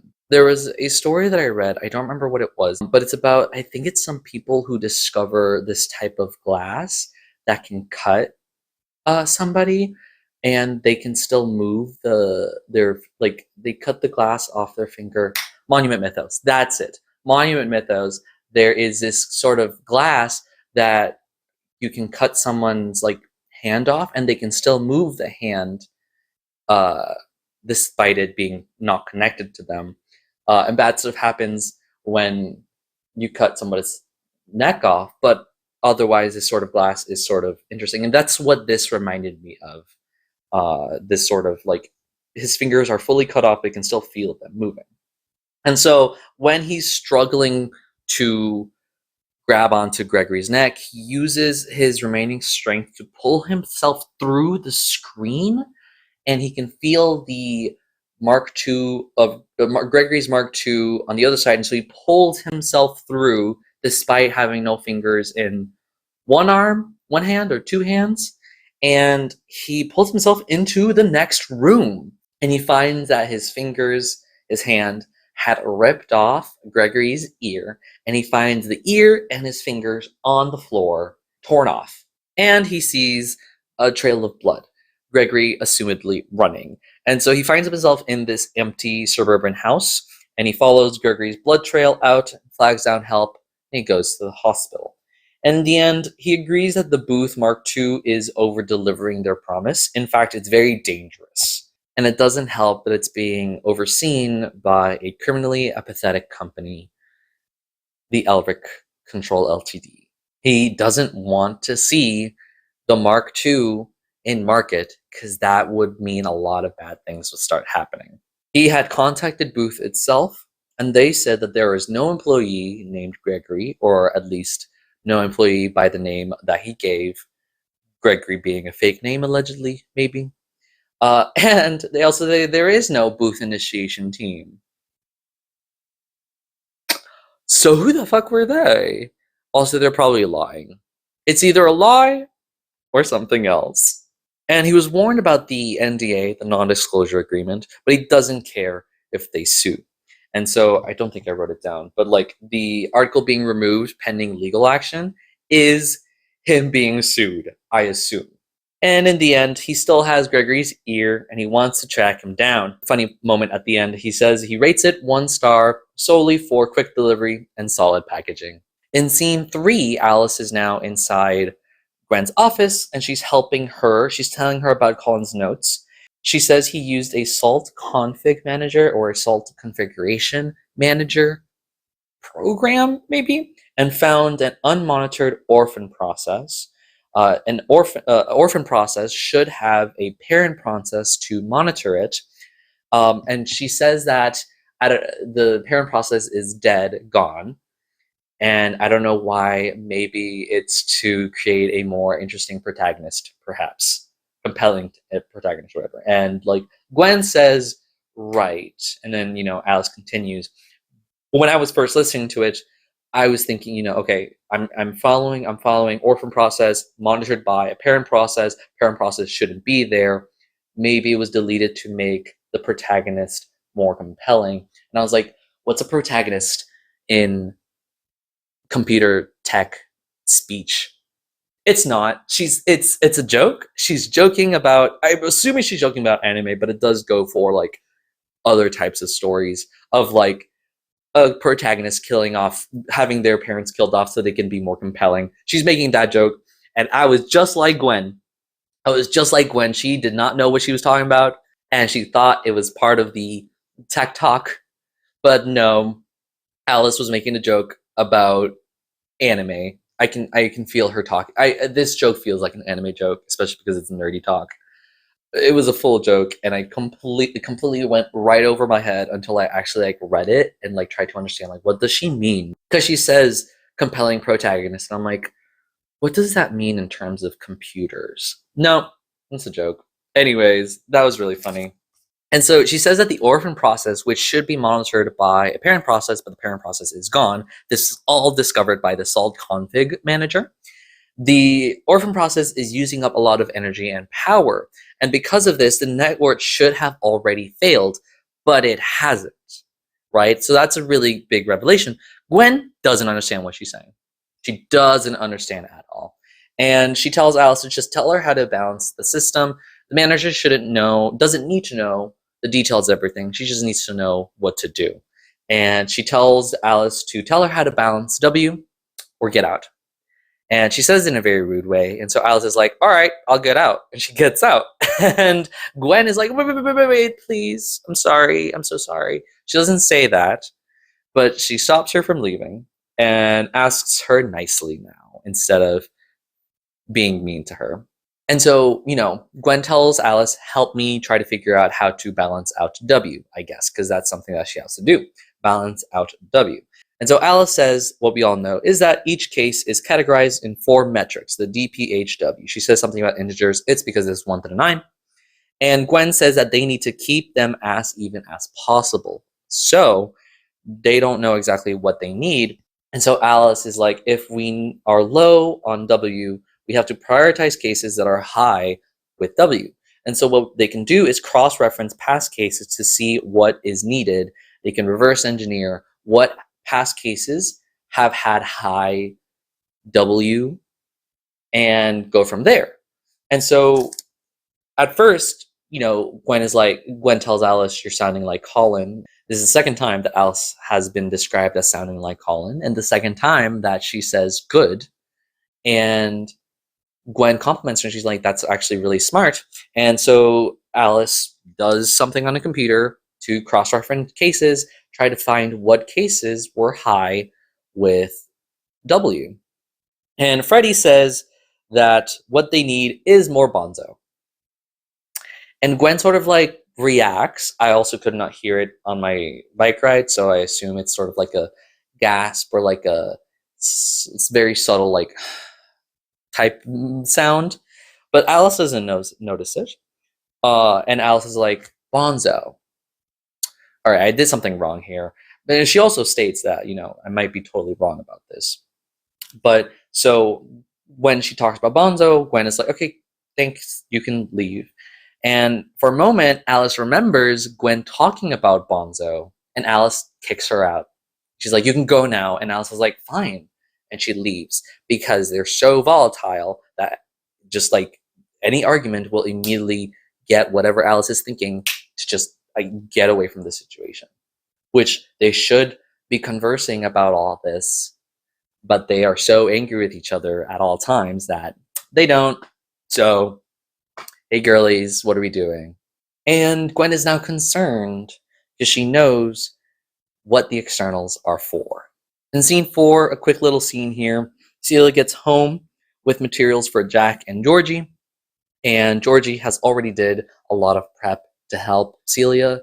I liked in the script, it said that this was like a Sisyphusian parental errands. And Georgie asks if Celia wants to talk about her work, and Celia does, and she tells Georgie that they've lost staff at work, and that the new manager, Gwen, doesn't know what she's doing, which she doesn't, and Alice is getting tense, which she is, and Georgie asks about Sam, which she knows about Sam because he had an account on Celia's Netflix. I guess in this AU, there can be still password sharing Netflix. And so Celia says that she may be partially the reason why he had to leave, which is also correct. And Georgie asks, does Sam know that it was Celia's fault, partially Celia's fault? And she says that, yes, he does know.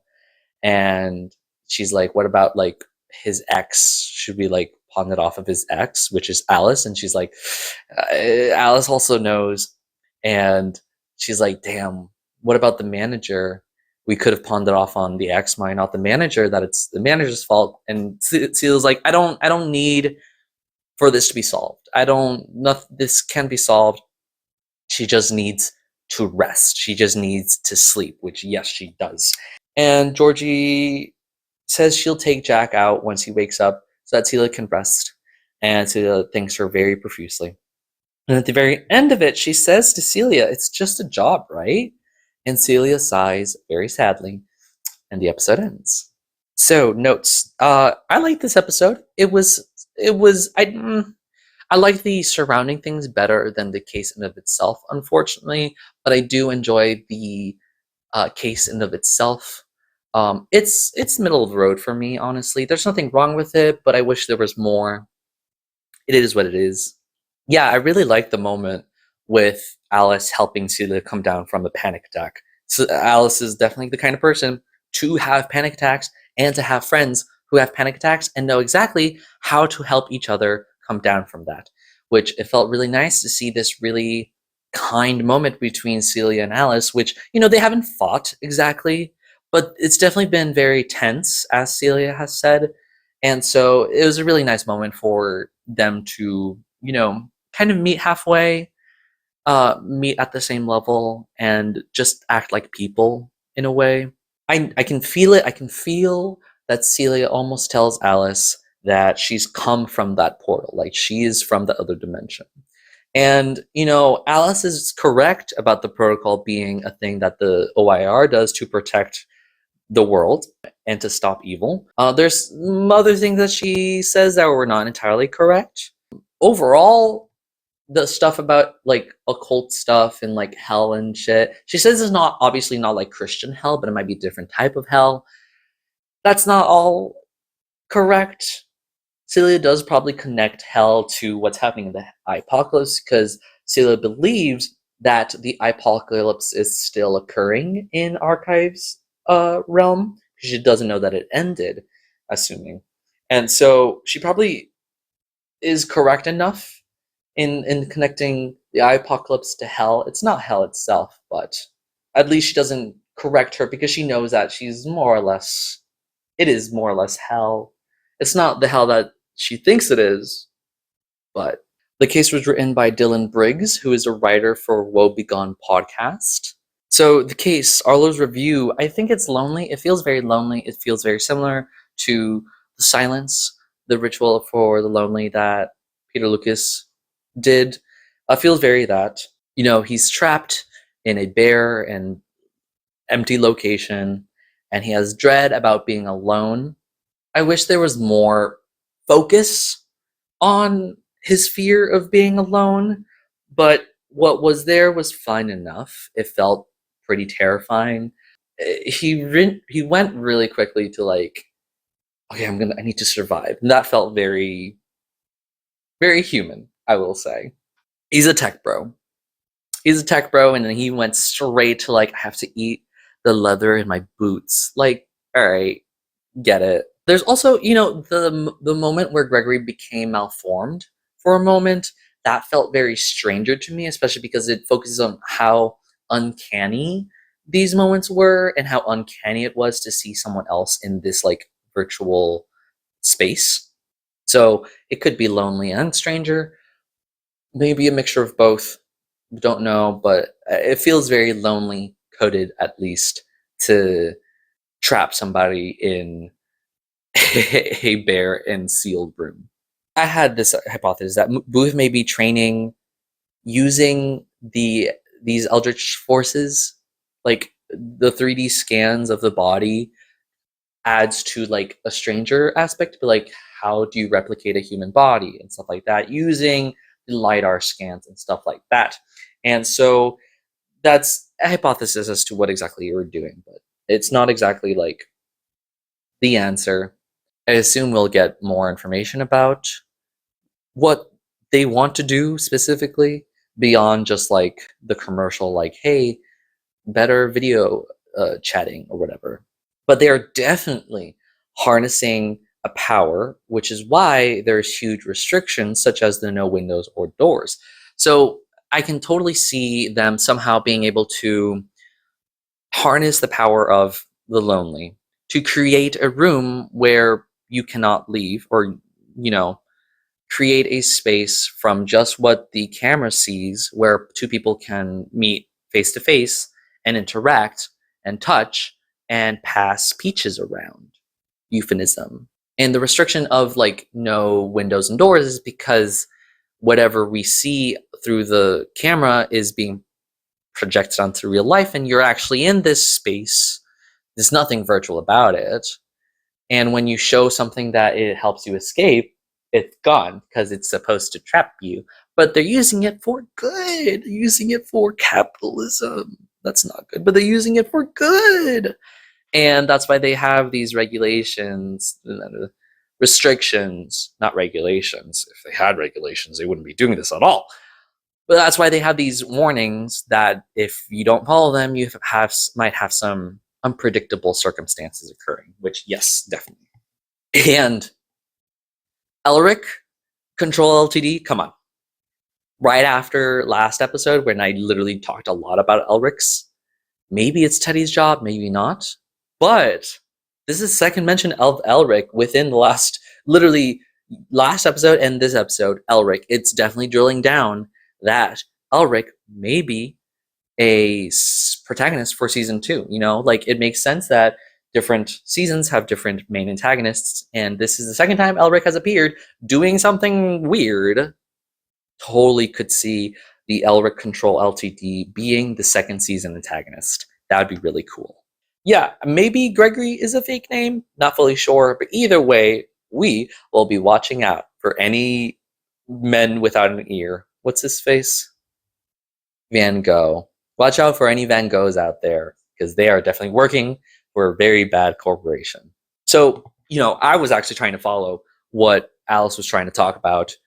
Not like Gwen, I was actually trying to pay attention. So an orphan process system should have shut down by now, but it's being held up by something else. So seems like Colin found that using this salt config manager, which is definitely an alchemy-based thing, that this orphaned process shouldn't be moving around.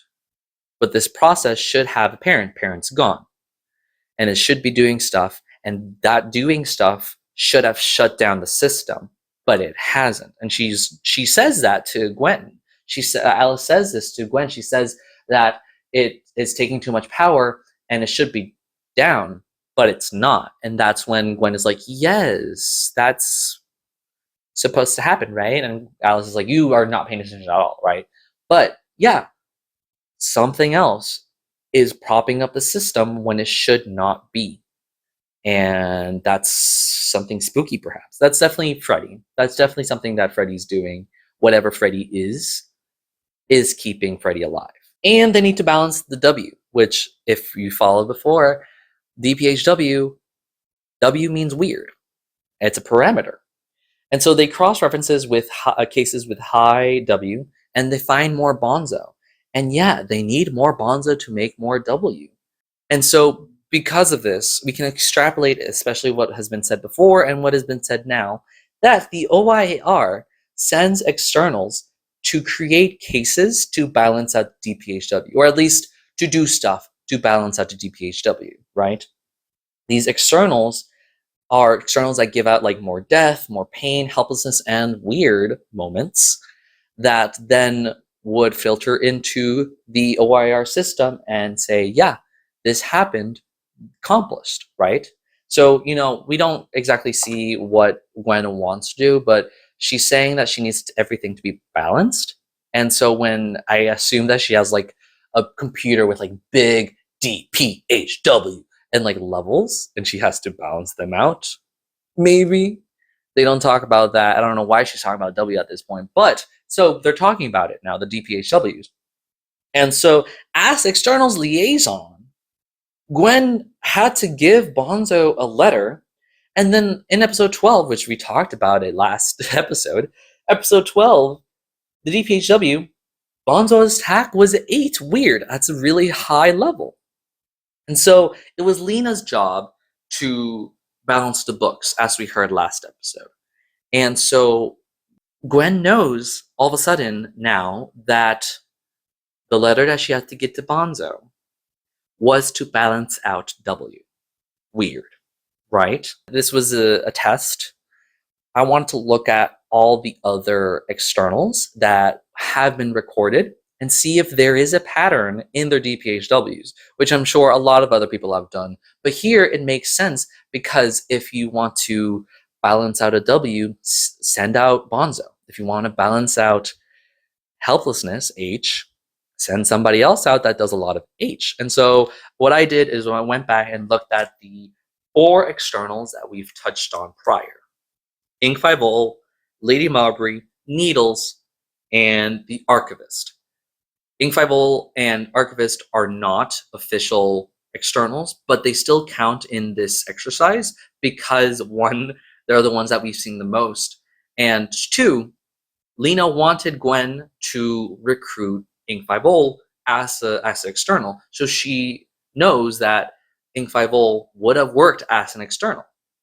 And so if we look at the past DPHWs of these externals, we find some interesting patterns. For Ink 5 episodes 2, 11, 16, and 20, DPHWs in order, just going to list them out. 1, 5, 6, 7, 524615652535. And so we see here some patterns. There's 2 times that death is 1. There's 3 times that pain is 5. There's 2 times that helplessness is 6. And 2 times that weird is 5. And so this means that pain and helplessness are the highest and most frequent for Inc. 5 role. And so if they were an external, they would be deployed to balance out probably pain and helplessness. And that makes sense in terms of tattoos. We talked about how much pain has been caused by these tattoos, and also how helpless you are from having something on your skin doing something. The next 2 external we'll talk about have only appeared once, and so this can only be speculation as to why they're there, but the DPHWs for them are definitely telling. Lady Mabry in episode 15 has a 6451, and so that means death, D, is the highest, and that makes sense considering she's a huntress. She hunts people, she kills people. Weird, 1, she's human. Maybe. She's the most human-like, at least. And 4 and 5, pain and helplessness, yeah, that makes sense. But 6, death, that's the highest number there. It makes sense to deploy her if you want people dead. Beyond just like Bonzo. But like, if you just want people dead normal, like just shot to death, that makes sense. Send Lady Mabry. Needles is not an external also. So the only official external that we know of is Bonzo, which we've already looked at the DPHWs. He's high and weird, and it's confirmed here that he's high and weird. It's high and weird. Whatever. Bonzo's pronouns are he, it, / Bonzo. And Lady Mabry. Those are the only 2 confirmed externals that we've met. However, these are also just powered people. So Needles, not an official external, but his DPHW is 4824. Pain, 8. Makes sense because he's covered in needles. So if he was an external and you want more pain in the world, hey, go send out needles. He'll prick somebody. And the archivist, which, Lena had scolded Gwen. It was like, you left 2 unregistered externals running around. That means that the archivist could be an external. And, archivist is a enhanced individual. And so its episodes 18, 26, 28, and 30. 34 did not have a DPHW. It was just XXXX. But it would be part of this group. But obviously there's no DPHW. These are the episodes where the archivist does appear in, and the DPHW is about what the archivist does. So for example, in episode 15 and in 31, the archivist appears, but the DPHW is not about the statement that it pulls. Or whatever. In order, just listing it out. 2374, 4463, 2578, 3366. Right? And so the pattern here is a little bit more looser, but you can definitely see that the highest levels are in helplessness, 6s and 7s. And it makes sense for this monster that makes you tell them your story. Helplessness. Need more helplessness in the world? Send out the archivist. But it's not an external, so they can't do that. But anyways, that makes sense, especially because you're trying to balance out these numbers, having these cases to find externals, make externals do stuff. Bonzo is weird. Lady Mabry is death. Ing 5 Ol could have been pain and helplessness. Needles is definitely pain. And Archivist is helplessness. And these are not categories for, like, Smirks 14. This is not the categorization system. This is levels. These are parameters. Science. I'm so excited for whatever the next episode is going to be, because we're definitely going to get more Elric stuff. This Elric is going to be very important. I've said it before. I'm putting my foot down. I am predicting that Teddy works for the Elric Control Ltd. And the Elrics will be an important antagonist. If not in season 2, season 3. But it makes sense for season 2 because we're starting to talk about him. Yes, I'll see you for the next episode. I'm running on 4 hours of sleep. Don't ask me why. I was writing for this channel, but I am running on 4 hours of sleep. So let's make this quick. It's a really good episode. Episode 37, Scrutiny. CAT XXXX dash XX XX XX XX dax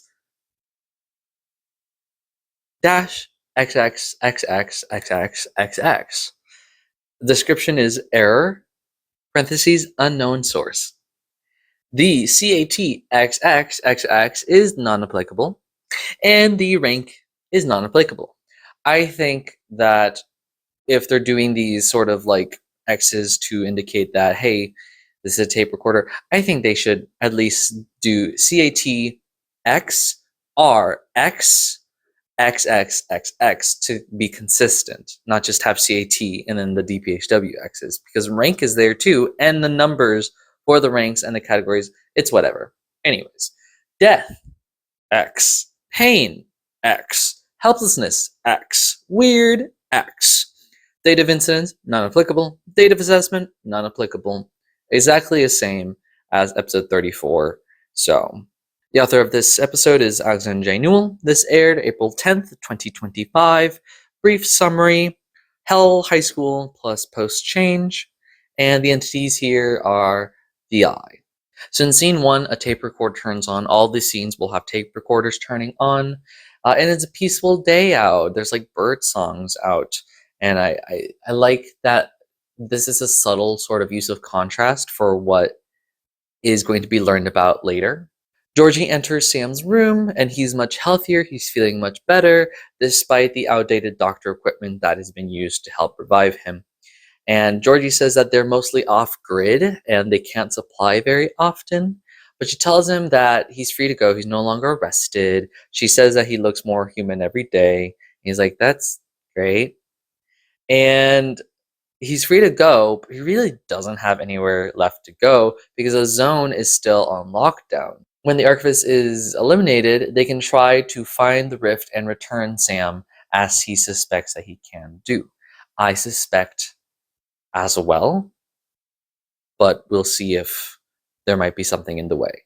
And so Sam doesn't really have anywhere to go, and so Georgie tells him he can stay with her, Melanie. And I really like it because we'll get to Melanie in a moment, but Sam asks Georgie, who's Melanie? And Georgie says, she's my better half, which is really sweet. In scene 2, different tape recorder, we're in like a dank and derelict office, the transcript called it, and the archivist flows in and finds a person, Ash Pines, whose voice actress is Jennifer Austin.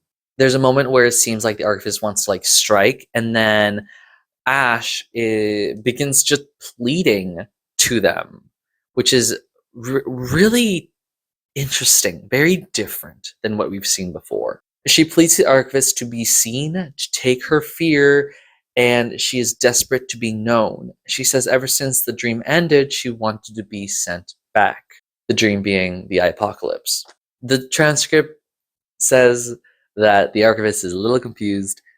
Totally didn't get that when listening to it, but it is what it is. It commands Ash to speak. And so all of a sudden, Ash begins a statement. And she's describing all the things that she's been called. And it's like in her domain, what was happening to her. Her parents are hateful and judgmental. And she looks at the news, and the news is talking about her, laughing at her. And we go through long descriptions of the things that happen to her that are a little uncomfortable. Well, very, very uncomfortable. She goes to school. People keep laughing at her. There's a picture of her on a billboard stuffing her face, and some kids laugh at her. Teachers ignore her, which she doesn't like. They continuously punish and ridicule her throughout her time at school. There's a really interesting moment that I want to point out of her stabbing a dissecting frog, a frog that they're dissecting in one of her classes, and just making a mess a gory mess and then having to stay later to clean up the mess, which was a really quick moment of like sudden, well, all of this is horrifying. But like that was descriptively horrifying. And she gets home and she takes the bus. The decision to take the bus causing a whole paragraph of indecision and worry. And she sees videos of her on the internet that are very embarrassing. And her parents discuss what's wrong with her amongst themselves. And she finally goes to bed, goes to sleep, and she's grateful for being seen. And she can't give up the constant scrutiny. And the archivist tells her to dream, and Ash sighs and goes to sleep. At this point, I wasn't sure if she had died or not, but yes, it's confirmed later that Ash did die, the archivist did kill Ash here, and the archivist leaves. In scene 3, a really big scene here in the kitchen, Sam is talking to Melanie King, voice acted by Lydia Nicholas, and oh my god, I mean, I knew that with Georgie here, we would get to Melanie, and I knew that Melanie would also be the one to tell a lot of stuff to Sam, but it was still a great surprise to hear her. You know, like Georgie told Sam, "Hey, we're gonna go meet my girlfriend and wife, maybe." And Sam is like, "Who is she?" And you know, all that. And so obviously he was coming. And then we got a small little detour into whatever that happened with Ash. And then we're back on track with Melanie King. Hell yeah, I love her so much. I can't believe she's back. And oh, is she back. In the kitchen, Melanie tries to fish for differences between her dimension and Sam's dimension, trying to see if there's any big difference between them. And they can't really find anything beyond the obvious of like, hey, we're in a post-apocalypse here, and we're in a maybe pre-apocalypse in Protocol. So here, in this London, in Archives London, it is less populated, and there's no electricity or cell service. Melanie mentions that she heard that Germany has been successful in that, but like, it doesn't matter. And so she asks about Sam's dimension and if there are fears there too, if that's like the supernatural thing there. And he doesn't know how to answer that. He's not sure. She names the corruption and the vast, and also says something about avatars. And he says that there are monsters there, you know, referring to Archivist, and probably, does he know about Inkfivel? Definitely the Archivist. She says that's close enough to whatever the fuck was happening in Archives. And Sam asks, what the hell happened here? And Melanie says that a supernatural apocalypse ended the world and was unended. And here, finally, we have our main character in Protocol, Sam, learning about not all of the events of Archives, but the big important parts. So she describes the ritual happening in October of 2018. I was riding my bike, and she says the date, and I gasped because I was like, oh my god, confirmation. I totally forgot. Like, I gasped because I was like, oh my god, this is new information. And then I immediately was like, oh, we knew this. I personally didn't know this, but this is not a revelation. Because episode 160, the eye opens. It is case, was it 0181810? So, October 18th, 2018. So, I don't know. I guess I was just delusional. Whatever. When she's talking about this ritual, she mentions how it was started in the Magnus Institute, which makes Sam react. And she asks, what? And Sam feels vindicated knowing now that at least in Archives world, the Institute did do something, which proves that he thinks that the Institute in Protocol was trying to do something. Like, he talks about like alchemy and like gifted kids and stuff like that, and Melanie's confused, and he's like, sorry, just keep going, sorry, I'm just, you know, he feels a really big vindication, and I like that a lot. You know, it also reminded me a lot of when in Gravity Falls, when Dipper and Mabel learned about Stan Ford and Stan Lee, and Dipper's reaction to when Stanford was talking about the journals. Like Dipper, like really fun reaction where he's like, "Oh my god, the journals!" Sorry. Keep going with your story. So that felt similar here with Sam. So I like that here, Melanie and the world call the change or the apocalypse, because the change is how I believe John mentions the change, calling it the change. And apocalypse is a fan name, a fan term for what happened. And Melanie and the world call it the London Incursion, which is a really cool name, much cooler than the Blip. Shout out to Marvel, I guess, because, you know, the snap and the disappearance of half of the universe's people was called the Blip. I hated it. I hated that it was called the Blip. The London Incursion, that's a cool name for like a really big event. Sam asks what was Melanie's hell? And first she's like, hey, that's actually considered a rude question now. That is a great icebreaker though. And Melanie and Georgie were special. Long story. This refers obviously to Melanie being blinded to escape the Magnus Institute, and Georgie no longer feeling fear because of an end woman. They were special. She talks about undoing the ritual, and she mentions having lost some friends in the process, which this is brushed over pretty quickly, but she has the voice acting here, has Melanie sort of reflect and truth. I don't think we've noticed, I haven't noticed any lie glitches when tape recorders are going off, so I don't know if lie glitches would appear here, but she's definitely not lying here, at least emotionally. Like, yeah, her and John definitely like butted heads, but she still saw him and Martin as friends. And she's obviously talking about Martin and John because there's no other people that they lost. Maybe Daisy in the process would be a friend that she lost in the process, but yeah, they undid the ritual and returned the world back to normal. And here we get some new lore. There's a huge lore dump, which answers a lot of questions, and I love it. So we learned that people disappeared and reappeared for a week of real time. It is described how they are talking about it, that people were plucked, raptured from where they were, taken somewhere else, and then placed right back in. And that, oh my god, I didn't actually think about it. So she talks about how people were returned right to where they were, and she talks about people who were in plane rides or in surgery. And so, you know, I was thinking about the logistics of it and how they, you know,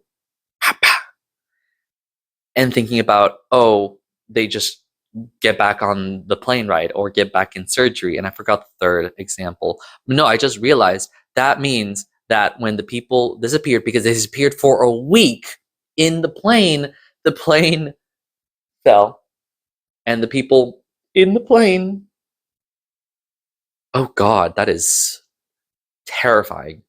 And then also like surgery, I think she said driving or driving a boat or just driving in general. That I just realized how terrifying that would be to like all of a sudden wake up from a nightmare and now you're in the sky. Oh shit. Anyways, Sam immediately tries to like ask about like the planet moving, and this is a very obvious lamp shading of like, okay, we're not gonna pay attention to planetary movements. This in a way also writes away, I don't know, zodiac pseudoscience, because they're lampshading it. They're fully saying like, I don't care about what happened. It's all dream logic, so I can't really No. But yeah, being plucked from a plane and then putting right back where you were in the sky. No plane. Jesus Christ. That is intense. I love that. Immediately after everyone wakes up from these nightmares. Also, they keep talking about like waking up and stuff. So it was dreams, nightmares that they were part in. So it's a bold decision to have them literally physically removed. It's a very bold world building lore story decision to have that happen. But yes, for like a week, it was chaos immediately. Melanie says, I didn't write down the full quote, but she says something along the lines of, what happens when people wake up and they either die or are left extremely traumatized. That is bad. So the governments were crippled. Many major cities flooded, collapsed, or were set on fire. She specifically mentions Asian and South US cities being in infernos because of the refineries setting on fire. She also specifically mentions how nuclear reactors just shut off, which is a really great brushing away of that issue. There was no water, no power, no infrastructure, and hospitals were immediately overwhelmed by people. And then she talks about the reckoning. Hello. It was people killing avatars, revenge killings, like what happened with Simon Fairchild, as mentioned at the very end of the season. And she mentions that it was all these avatars, these jailers, were managers, politicians, cops, CEOs, people with authority. And Sam sort of thinks about like, yeah, that sounds pretty good, no? And she's like, yeah, in theory, but also those people, those jailers tended to be the people with power and resources. So because of that, because they were the people who did bad stuff and people killed them or that bad stuff, it was nearly impossible to organize a wide scale response to this chaos. And she states that depending on who you ask, it's believed that more people died in this aftermath than in the actual apocalypse, which is so realistic, so cool. Like, how does a world snap back after such a immense change? She also notes how everybody in the world somehow saw the panopticon and knew about John. She's a specific posh British guy. And so Britain itself was shunned by the other countries, but also the other countries were pretty focused on their own world, on their own people. So, international help was not coming from anybody. And so there's a moment here where Sam's like quiet and she's like, did I blow your mind? Which I felt was a little cheesy. And he says, he's just taking it all in. He asks some questions. He asks what the wardens are, and she says it's a militia, just volunteers working to like help do labor and stuff and protect these zones. He asks what the zones are. He asks, are they just leftovers of fears? And she says that's pretty much correct. It's places that are polluted with too much fear, and they still don't really know much about them. And he asks, who's in charge? And she says that no one's in charge. Survival supersedes all, and people will work to survive.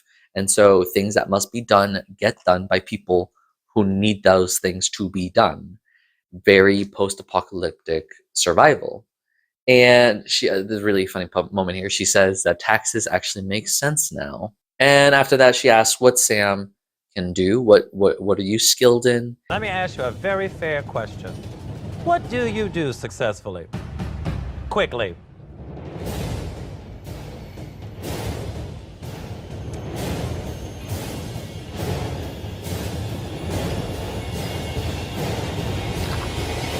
And he says that he was a data entry in the government and he studied law. And she tells him, hey, let's not mention being a lawyer. He's like, I wasn't actually a real lawyer. And she says, that's the spirit. And the tape shuts off. In scene 4, we find Sam and Melanie in the kitchen, sort of like time skipped forward, where they are like cooking. and they seem to be in the middle of a conversation. They seem to be comparing the Magnus Institutes, and he questions like, oh, they just listened to weird stories and there was no alchemy. And Melanie's like, if there was, it wasn't with my position. Georgie enters and she says that they found Ash's body, which was killed by the archivist. And they talk, Georgie and Melanie talk, and they're like, we're not sure if it's John. If it is John, he's gone off the deep end, fully consumed by the eye. But if not, it may be an unknown avatar. But either way, they don't really know what it wants. And Georgie's only lead is with Sam. There's a moment here that I found really interesting where Sam was like, oh, no, I'm not special. This is just bad luck. Which, like, at this point, Sam, this bad luck, you must know that this bad luck is not only just bad luck, but also like, hey, supernatural things have happened around you. And also your choices. You chose some of this stuff. So I don't know. He's kind of too pitying for me at this moment, but it is what it is. He rejects his importance, which is definitely a surprising moment for me. And Georgie says, you know, even if you think you're not special, you're my only lead. And she thinks that the archivist is looking for Sam. Sam says, you know, he's not necessarily the only lead because they can try to find Archives world version of Sam. And Melanie's like, you know what, that's a great idea. That's why we did that when you first appeared. But they didn't find anything about him. And he says to look up Alice. And also a really fun moment here when Georgie asks who Alice is, and Melanie says it's his better half as well. And he's like, no, we're not together. Really sweet moment here. Because if they find Alice, they might be able to find him and do something there with the archivist, maybe? I don't know. I disagree. I don't think finding their reciprocals would solve anything. That would just cause a lot of issues. Doppelgangers meeting each other, I think that would be an issue. And so they agree to look for Alice. And then as they're talking, Melanie like shushes everyone. And she sort of like stands up and listens. She says that she hears something that she will never want it to hear again. And she discovers the tape recorder somewhere, hidden somewhere. And she finds it and she's like, oh, I've got you, little shit. But before she gets the shit out, she destroys the tape recorder fully. Really, really cool moment there of pure anger from Melanie about, you know, the tape shit that happened in Archives. And the episode ends here. I don't really have that many notes here because a lot of this was simply answering questions that we had, and not many questions are left over regarding at least the end of Archives, beyond just like, you know, what happened to John and Martin. First of all, obviously, Scrutiny being the name of this episode obviously connects to episode 142 Scrutiny from Archives. Obviously.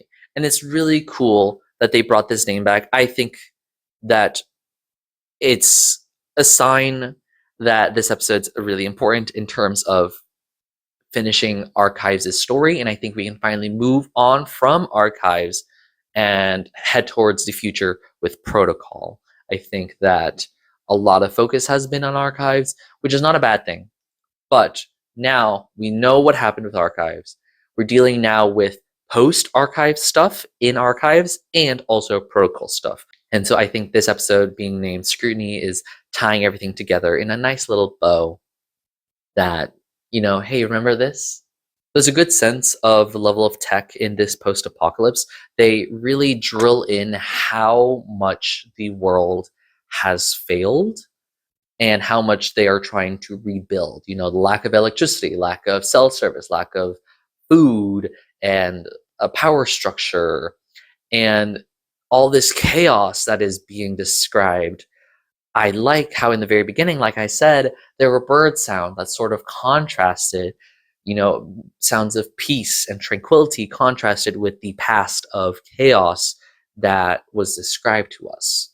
Ash might be the kind of person that who'd want to go back into the zones. You know, Georgie mentioned in 34 Eliminations that there were people who were trying to get into the zones for some unspecified reason.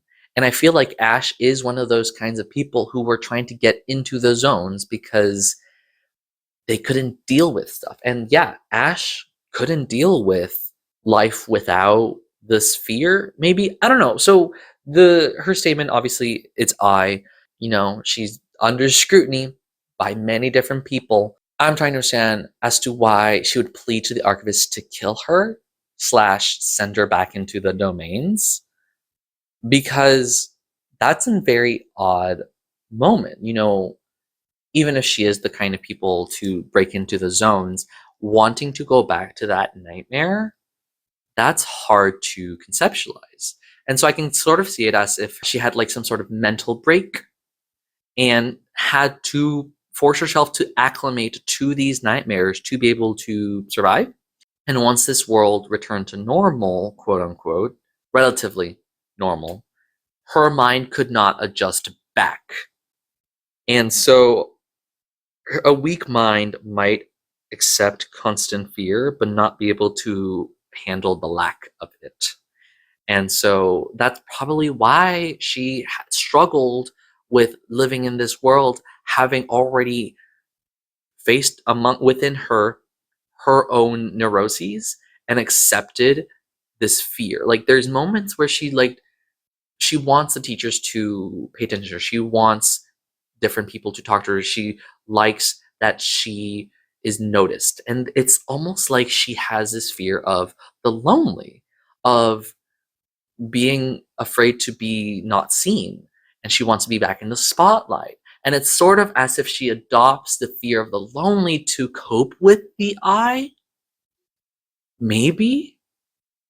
But overall, I do think it's simply just her mental state shifted in this traumatic moment. She was left traumatized.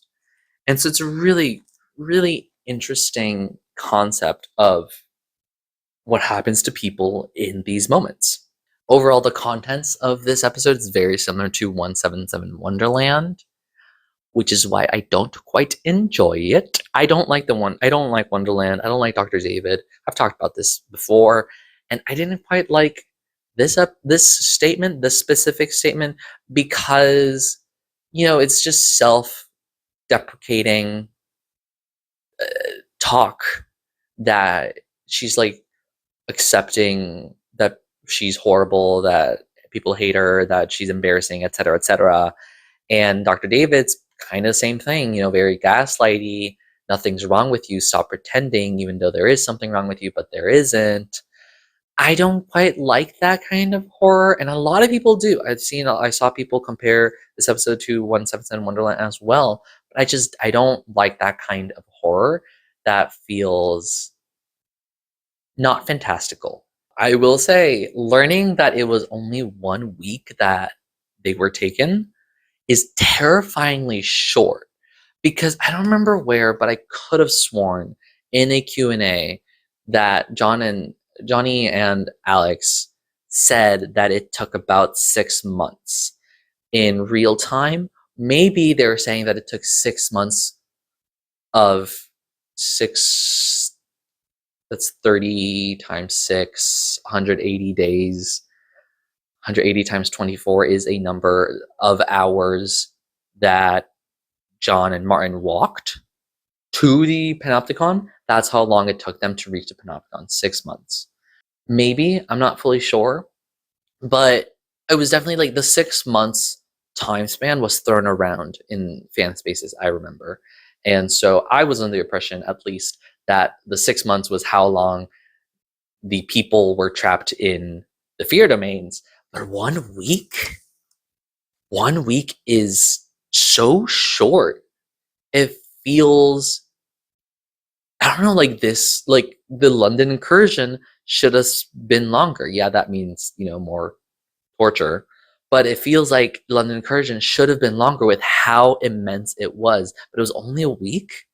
That is cool, terrifying, interesting world building. Some lingering questions I still have. Where's Basira? Where's Basira? I want Basira, please.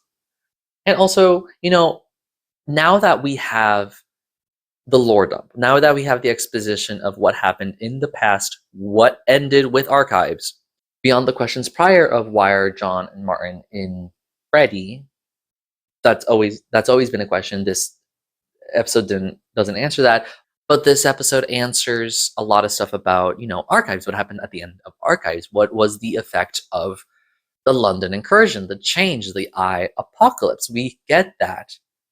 Now, how does Sam get back home? And will he learn anything from his time here that will help him in Protocolverse? Maybe he'll learn about different people, different things. He'll learn about the fears, learn how to deal with them, etc., etc. That would be a really interesting way to make now this location relevant. Now we learned exactly what happened.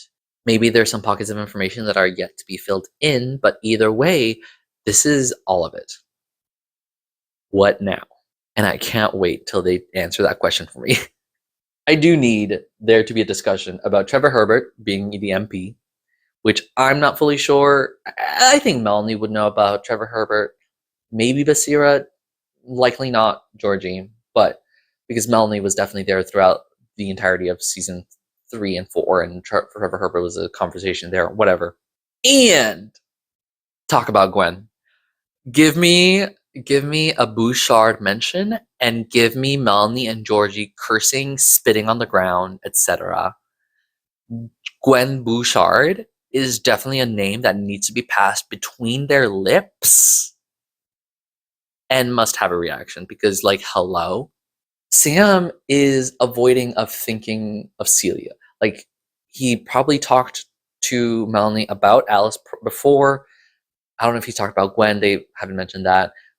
Not Colin, not Teddy. He hasn't mentioned Celia, or else they would have said something. I hope they would have mentioned something about Celia, but he's probably avoiding thinking of her because he thinks that she did something.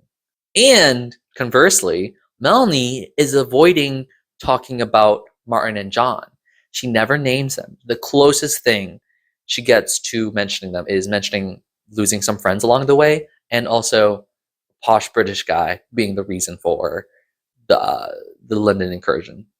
But she doesn't mention their names. She's avoiding their names, and I think that's really great, strong, what's the term? Restraint in the writing here.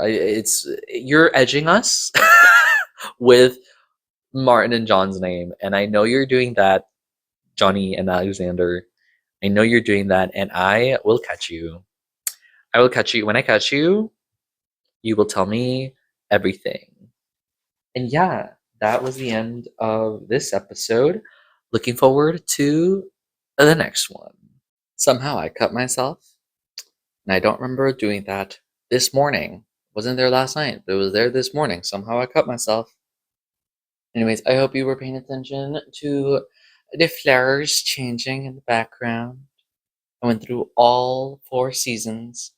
Don't think they were they in order? I forget if they were in order or not. I may have set it up to be in order, but maybe not. I don't know. Anyways, spring here. This was a good episode. I really like this episode, and it's a really good cap off to, I wouldn't say a crazy mess, but very varied set of 4 episodes, the last 4 episodes. So yeah, really good set off. Episode 38, Circling Back, CAT13RABC2153, and the dates. The description is carousel, parentheses, toy, // disappearance, parentheses, parent. The CAT1 and 3 is agent and catalyst, because the agent is Mr. Cat Eyes, and the catalyst is the toy, the carousel toy. And this is rank ABC. There's been, I think, one other episode in season 1 that was ranked ABC. I can't remember it off the top of my head. That means something. I don't know yet what that means. DPHW Death 2, Pain 1, Helplessness 5, and Weird 3. And the date of the event was March 13th, 1992, and the date of the assessment is June 6, 2024. The author of this case was Amber Devereaux, and the error date was April 17th, 2024. Brief summary: Pig Carousel, Alice, and Heinrich Unheimlich. And the entities here present are either stranger or flesh, underlined flesh. So in scene 1, we are through Celia's phone, and she enters Colin's apartment, I assume, because Alice told her to meet her there. And Alice broke into his apartment before it could be cleaned out by his landlord. She keeps talking about how shitty his landlord is. And they take all the notebooks and loose sheets, and Alice tells Celia to find anything that's about portals or gates or something like that. And Celia insists that Freddy is not connected to the portal. But Alice says since Freddy is evil and it killed Colin, Hilltop is evil and it took Sam, so they're connected. And Celia's not fully convinced, and Alice is like, okay, then either help me figure this out, or you can. And she sort of stops, and she's about to say, you can like piss off, you can go. And then she sort of like finds the vulnerability within herself, and she's like, I've already lost 2 friends. I don't want to lose another one. AKA, please don't go. Please help me. And Celia says, okay, I'll stay with you. And so she's looking through, she says she finds some alchemical stuff in these notes, and there are symbols for lead, zinc, sulfur, and maybe phosphorus, but nothing yet substantial for either of them. And in scene 2, Alice is in the OIR, and she's looking through at the papers that she found from Colin's apartment. Gwen comes in and tells her she hasn't been working at all, and Alice tells her to piss off, and Gwen is like, excuse me? And Alice is like, sorry, piss off, boss. And there's a moment here where I could tell that Gwen really wanted to say something, but she sort of like calmed herself. And with effort, granted with effort, she asks what Alice found from Colin's apartment. And she found several things. She found out that Freddy was made in Berlin in the late 80s or early 90s. And the original programmer is named Friedrich. And Colin had a contact in Berlin by the name of Heinrich Unheimlich. Gwen recognizes the term Unheimlich, and she says it means creepy or weird, her words. And it's not a real name. She suspects that's basically calling him Henry Strange, Joe Spooky. That's not a real name. And she walks away, and Alice keeps looking at the papers, and all of a sudden Freddy turns on and starts reading a case, which begins scene 3 with Chester/John reading out a diary. The child is never named. I am going to refer the child as she, because traditionally, I guess, girls hold diaries, but boys can hold diaries too. It is what it is. No pronouns for the child are given, and I'm going to assume that it is a girl until further notice. So on Friday 13th of March 1992, the child is in Berlin and is very bored. I remember when I was listening to it, sort of like, why is this statement turning on at this point? Alice reacts, I was like, come on now. And the first like line is like, oh, mom and dad are still away. I'm so bored. I'm in Berlin right now, which is like right after Berlin was mentioned by Alice. So that's like immediate, like, okay, I see what's happening here. On Saturday, the 1st of March, 1992, Mum took the child to the Musical Instrument Museum near Tiergarten. Tiergarten meaning Animal Garden. And she was disappointed because there was no animals around Animal Garden. And she went into the Musikinstrumenten, I am so sorry, Musikinstrumenten Museum in Germany, both of which are very real places. And inside is just full of weird instruments that are so cool. As they leave, a man with very wide eyes that look like a cat comes up to Mum and speaks in German, and he's holding a box. And he says there's a little detail that like he keeps holding it as if the box is gonna run away. The child doesn't understand what's happening because she doesn't understand German. And Mr. Cat Eyes is smiling, and there's a moment where Mum looks weirded out, but then she smiles too. And Mr. Cat Eyes keeps looking at the child in a very disconcerting way. And he gives Mum the box, which she's resistant to at first, and then he opens it and shows inside a wooden carousel with pigs in it. The carousel, instead of horses, it's pigs. That's it. And mom says it looks really old and looks like it's from East Berlin. And she takes the box. So as they're leaving, they walk past Brandenburg Gate and sees Mr. Cat Eyes hiding in the bushes in Tiergarten, specifically Animal Garden, hiding in the bushes, staring at the child. I don't know why the child doesn't mention it to the mom, but she mentions it to her diary. Good for her then. On Monday, the 16th, March 1992, they return to, I presume, England, because mum is written like mum. And she puts a pig carousel on the kitchen table to examine it, and it doesn't move or make sound or light up or do anything. And she puts it on the child's windowsill, tells them not to play with it because no reason. And the child's like, why not? It's the toy. What's the point of a toy that you can't play with? And the child notices that the pigs look different. They look red and black, like in a fire. And on Tuesday, the 17th of March, 1992, the child is woken up by the carousel, which has begun to move. And the pigs are oinking. And it may be German, but she doesn't understand German, so she can't really be sure.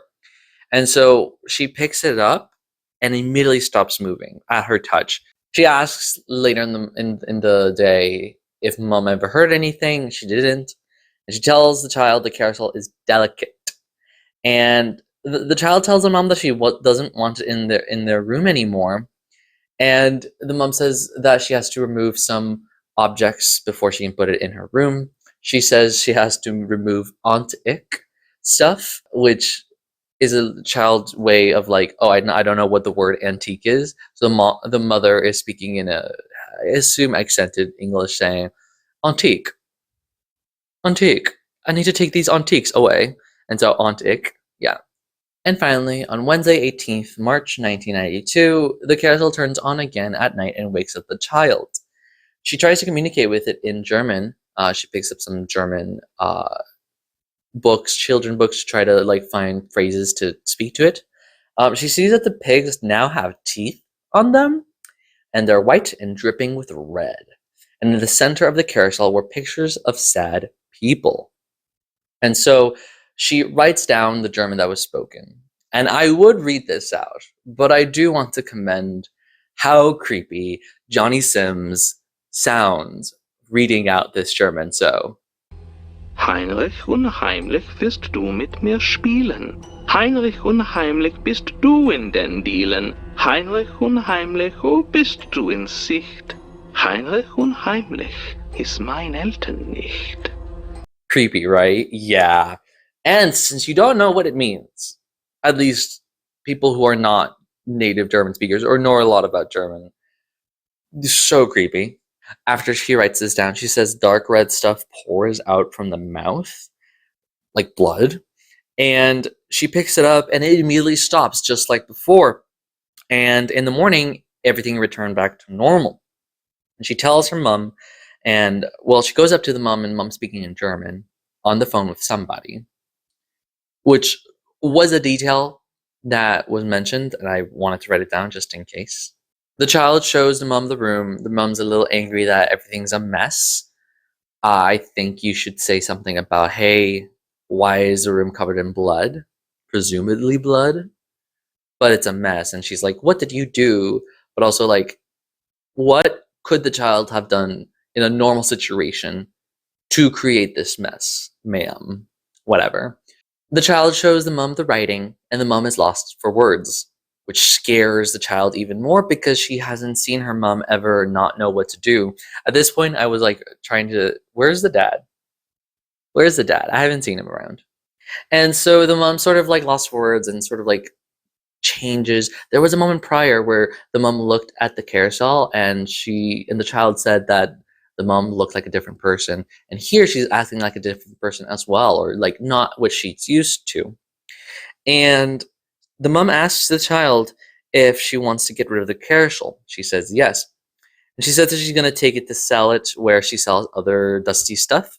And she asks if the child wants to learn German, which she also says yes to, only if the mom is there to do so. And then she asks if she can learn piano too, but the mom doesn't want that. I don't know what that detail means. And the mom helps clean up the mess. and takes a carousel to sell. She tells the child that she will be gone for some time, but if you need to reach me, call me on my phone. And she's gone for a long time. And the child gets hungry and lonely. Where's the dad? Where's the dad? A dad was mentioned. While she's waiting, she makes a sandwich, a ham sandwich, but it tastes wrong.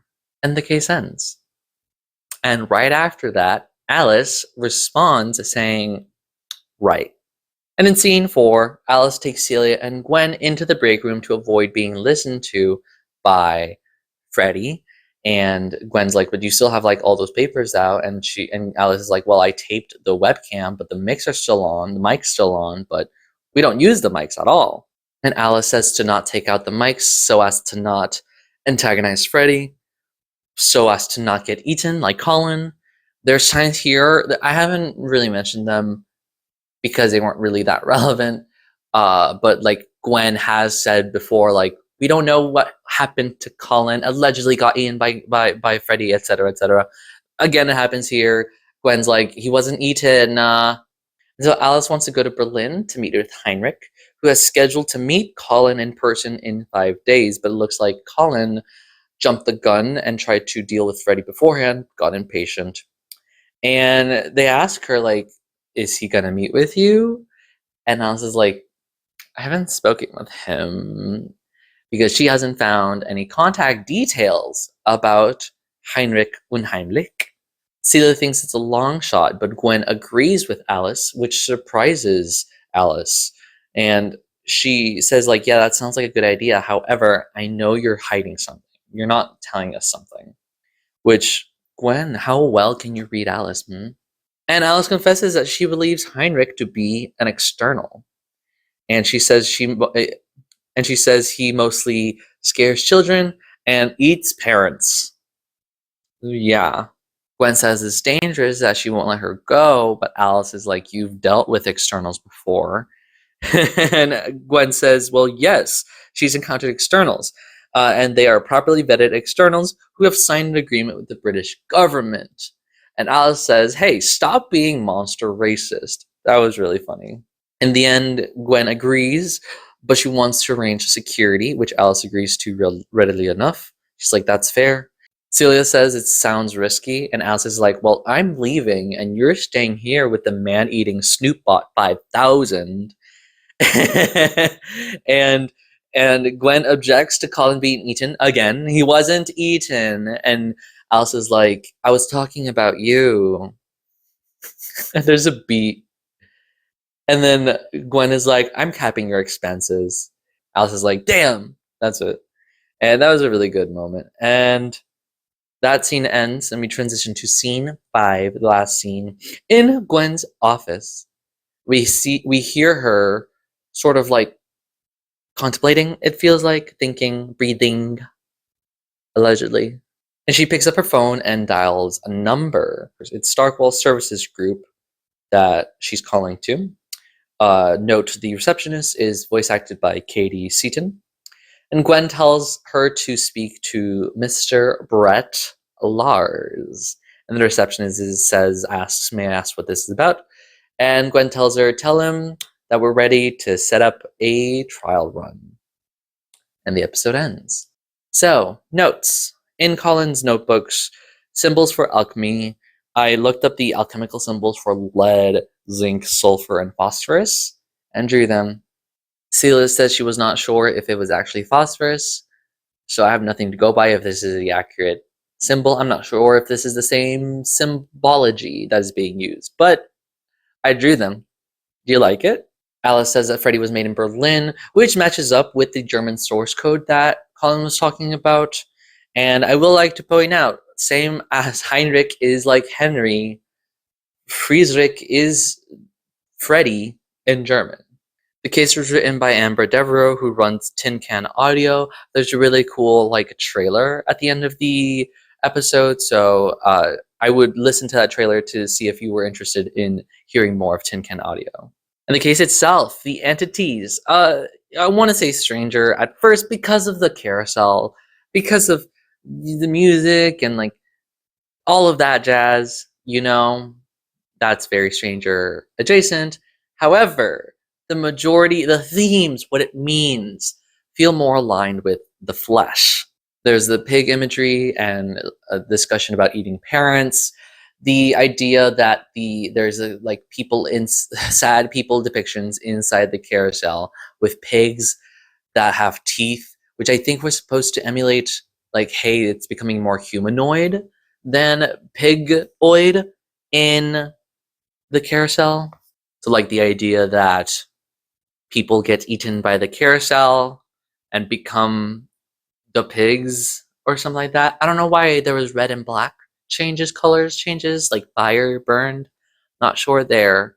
Definitely blood was pouring out of those mouths. And I will not be the first to tell you there's heavy connections in terms of pigs to episode 103, Cruelty Free, with the flesh pig. Yeah. I'm not a fan of the flesh pig, but there's connections there between the flesh, the pigs, the carousel, eating parents, etc., etc. And also, talking about eating parents, I did a direct Google Translate. There's so many people on Tumblr who are directly translating this. I wanted to get my own direct translation, which is the same as everyone else's direct translation. It is Henry Uncanny. I will note Unheimlich. I remember doing a lot of research for that because I was writing something for a TTRPG about the uncanny, and Freud, was it, that made up Unheimlich? And I learned about Unheimlich in doing that. And yeah, Unheimlich mostly means uncanny, not creepy and weird. I mean, they're basically the same thing. Synonyms with different connotations, different cultural significance to those terms. But Unheimlich specifically is unfamiliar because Heimlich is, I believe, familiar. The term means unfamiliar. And so Unheimlich is more akin to the uncanny. So Gwen, learn some German, I guess. Or learn better German. There you go. Anyways, Henry Uncanny, and then the lines, Henry Uncanny keeps repeating. It says, "Will you play with me? Are you in the halls? Oh, are you in sight? Don't eat my parents."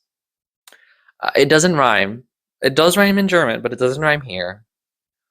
So that's definitely something. Eating parents, specifically the idea of being eaten, is very flesh as well. So yes, very creepy nursery rhyme. I also want to point out there are some similarities here between the cat eye man, Mr. Cat Eyes, and the stranger traveler for taking notes. Specifically, both occurrences happen in Germany.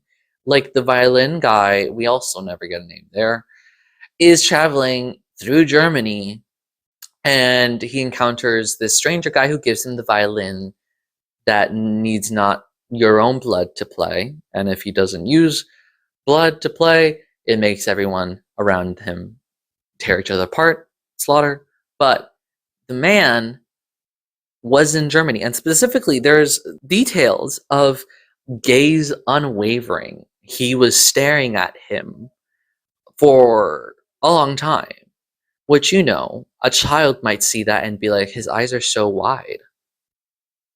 And this is a little looser, but I like this connection here. When the stranger gave the violin guy the violin, he had a wide smile that was focused on in the text. He said that when he's talking about his misfortune, about his mentor being killed and not having a carriage anymore, and the guy's like, yeah, it's time for some good luck, right?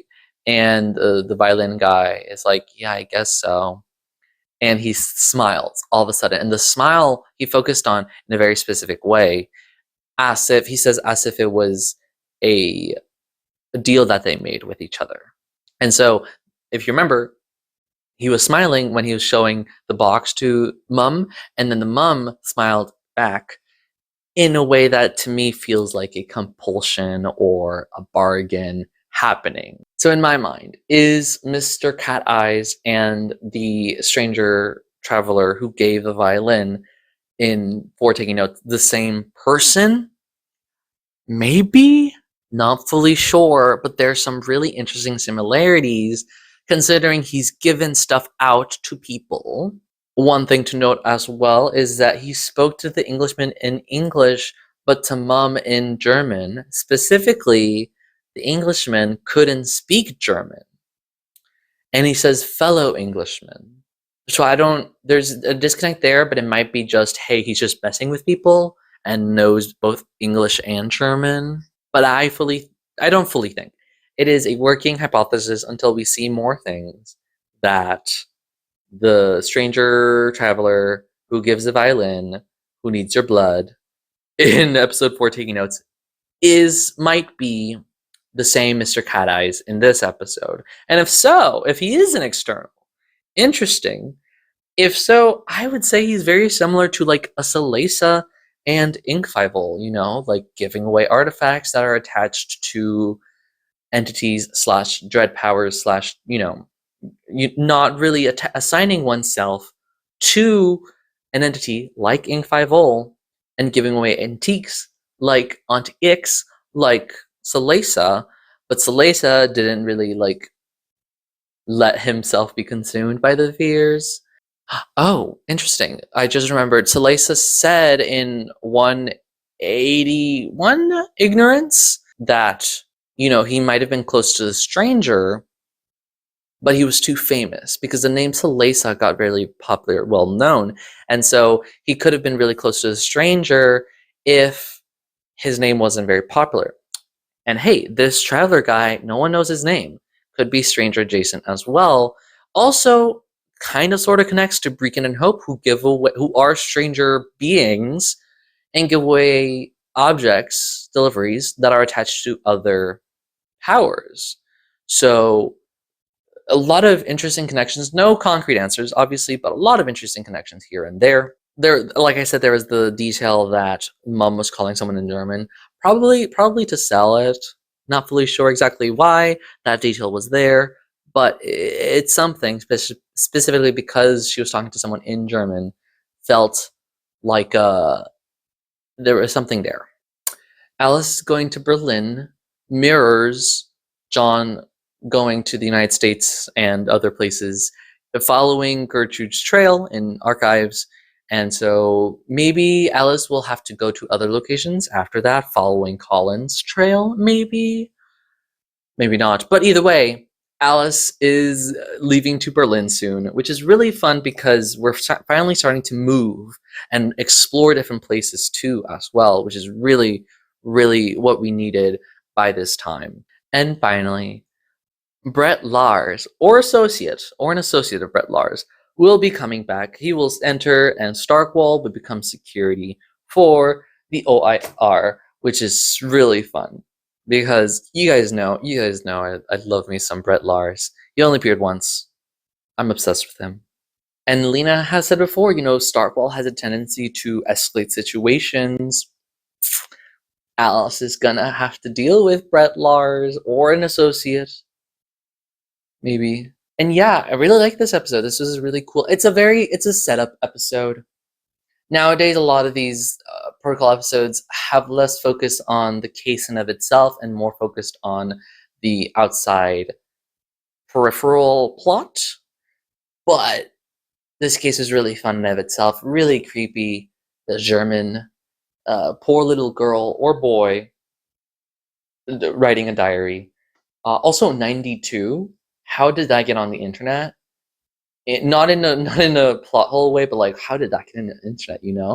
Really, really cool. Chester reads German in a very creepy way. And yeah, thank you so much for finally going through all 4 episodes with me. I'll be putting this out soon. I will put out a reminder that I believe there will be a hiatus between episodes 40 and 41. I believe they do breaks between every 10 episodes. That gives them time to recuperate, rest, and begin for the next cycle of 10 episodes. And so there might be a long time between now or, episode 39 and 42, that my video won't come out until 42 comes out. And so there might be hiatus. I don't know yet. Most likely there will be. So because of that, that's why there's no videos yet for the next 4 episodes. So keep an eye on that. I'm also working on the next entity exploration video and some other videos as well. So keep an eye out. Really excited for those. Thank you so much for watching with me. Let me know what you think about these last 4 episodes. Let me know any of your theories. Let me know what you liked about these videos as well. I would love to hear some feedback. Please like, comment, and subscribe.